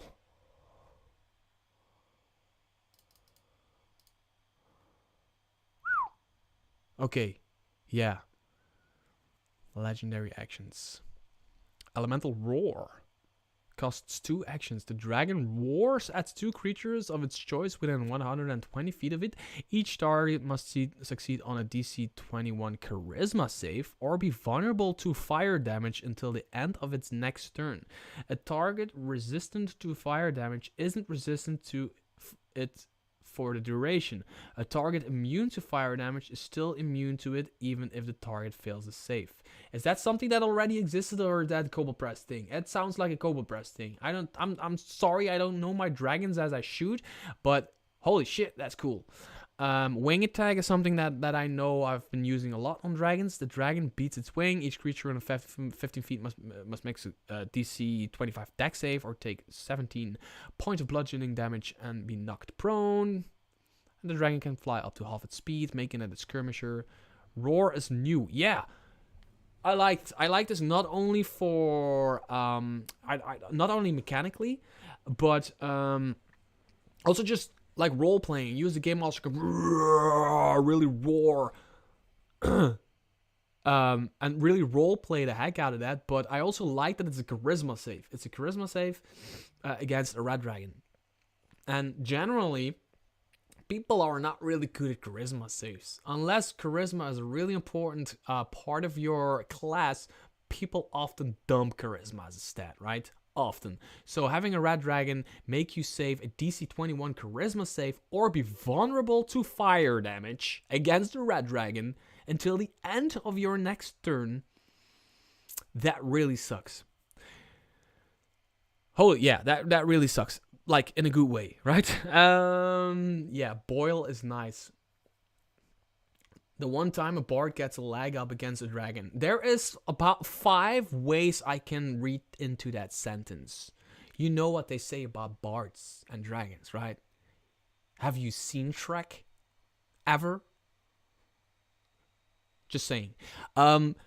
Where's Boil? Boil over. When the red dragon hasn't unleashed its fire breath, the heat builds and rolls outward from it. While the dragon's fire breath is available, it emits immense heat, and each creature that starts its turn within 30 feet of the dragon must succeed on a DC 24 con save or take 2d6 fire damage. A creature that fails this save by 5 or more also suffers 1 level of exhaustion. Oh, shit. That's cool. Yeah. Yeah.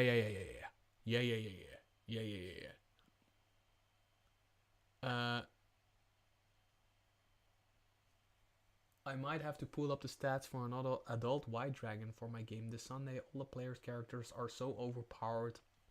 This will help balance the encounter.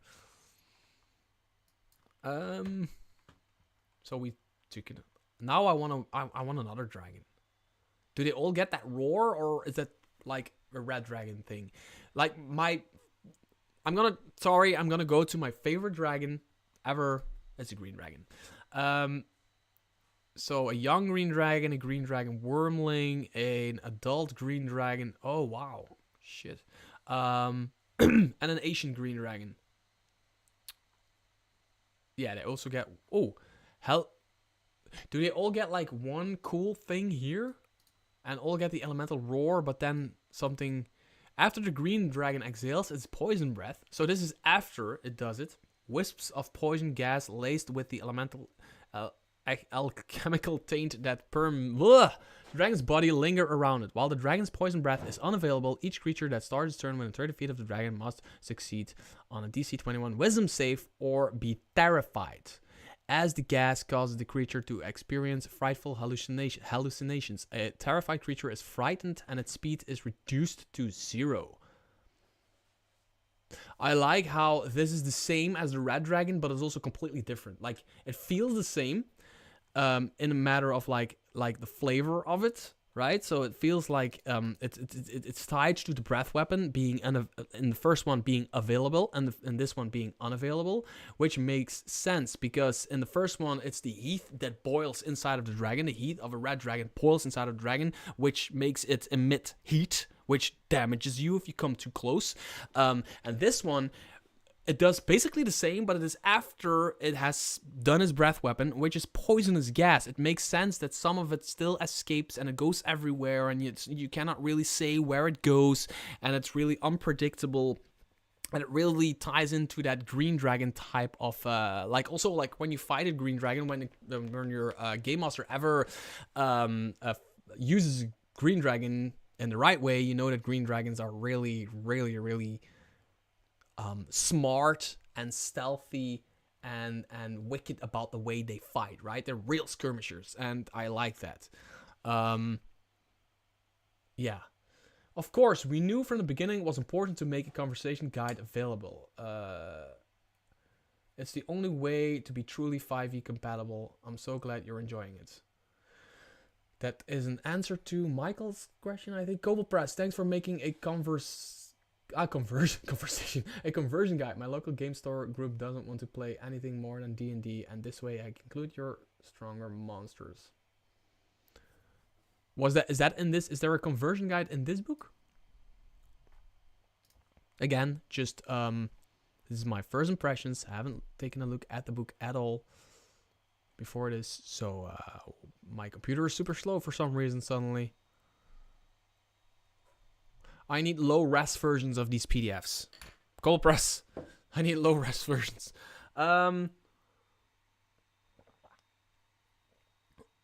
Separate download document. Well, basically, yeah. I understand that it's there, and I understand that people need it. For me, I'll just wing it. Because I wing everything. What monster do we want to see? What monster did people say? Gelatinous Cube? Yeah, we want a Gelatinous Cube. Of course, we want a Gelatinous Cube. Challenge rating 2. When the Gelatinous Cube is subjected to piercing damage, it can move a random creature engulfed by it to intercept the attack. The creature takes piercing damage as if it were the target. Is this new? Is this reaction new? Thank you for watching, Chris. Thank you. Bye-bye. Have a good day. Have a good life. Have a good everything.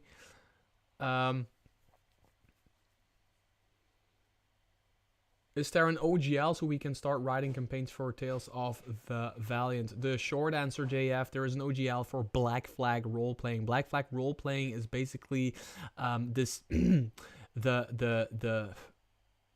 a long story, but the system is called Black Flag Role-Playing, and Tales of the Valiant is basically the game built on Black Flag Role-Playing, and you can use Black Flag Role-Playing to make adventures for Project Black Flag, right?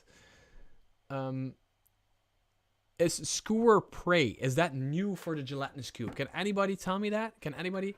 I'm gonna look up the Gelatinous Cube of D&D 5e Gelatinous Cube right here.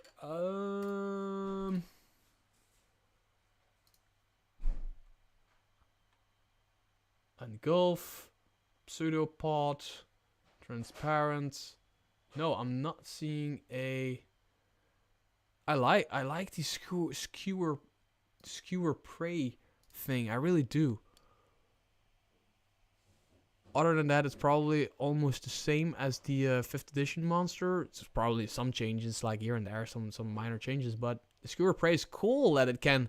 It's the same thing they did with that other monster that I already reviewed from preview, where it can just like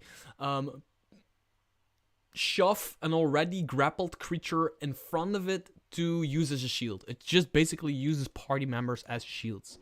Only against piercing damage though. I don't know why. Oh yeah, because you need to like pierce the cube in order to hit the creature that is inside of the cube. Caged cat. I don't think there is an official release date yet for the physical copies. I think they're I've read that they're being printed right now, so I think it's not much longer. Just that's what I think.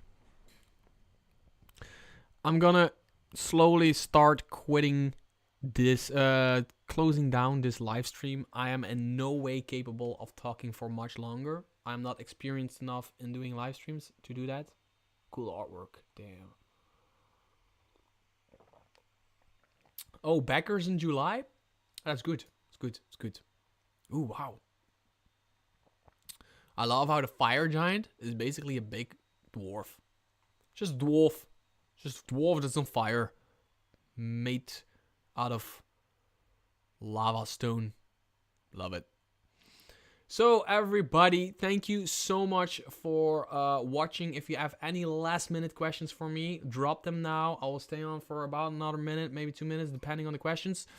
I will maybe do another live stream soon about this because I really liked doing this and I really liked that there were so many people watching. I don't know where you all come from at this moment of the day, because for me it's evening, Friday evening, but for you guys, you should be working. You should all be at work. Go back to work. God, this art is so good. I won't lie. Yeah.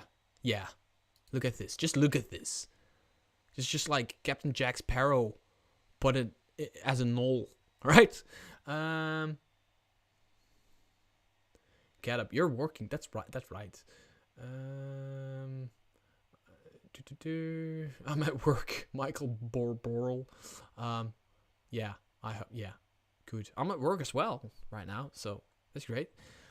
Ooh, goblins. Look at this. Look this. If you zoom into this, I like that. I don't know if this is on purpose, but if you zoom into this face and only look at the face, just only look at the face. Don't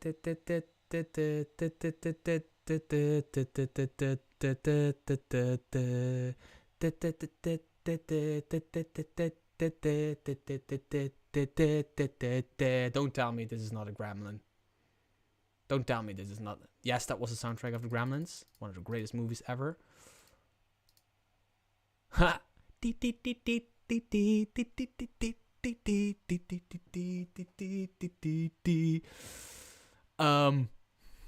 Oh man, I gotta go watch the Gremlins. No, I gotta go to sleep because I got D&D tomorrow. Yes, not yet Tales of the Valiant, not yet playing it. Need to get my players back together to start playing this because I really want. Oh shit. So yeah, thank you everybody for watching. Night guys, thanks Mr. Frost. Work finishes in 15 minutes, mate. My last 2 hours is enjoyable. I'm so sorry your work sucks so hard that you need to be watching me to make it enjoyable. I'm sorry for that. Sorry to hear that, but also glad to be the person who makes it enjoyable. So D&D 5e plus other systems mix. I don't know what that is, but yeah, if you enjoy it, that's the power of what we do, right? We enjoy what we do, and we do what we enjoy, and some people might use like 50 different systems of 50 different games and just play that at their table, and there's nobody out there that can tell you don't do it that way, because you're sitting at your table and nobody sees you doing what you're doing, which is great part of tabletop RPGs. I don't know why I'm saying this. I don't know why I'm so tired. Live streaming really kicked me in the balls, but anyway, thank you so much, and until next video, and until next live stream, bye bye.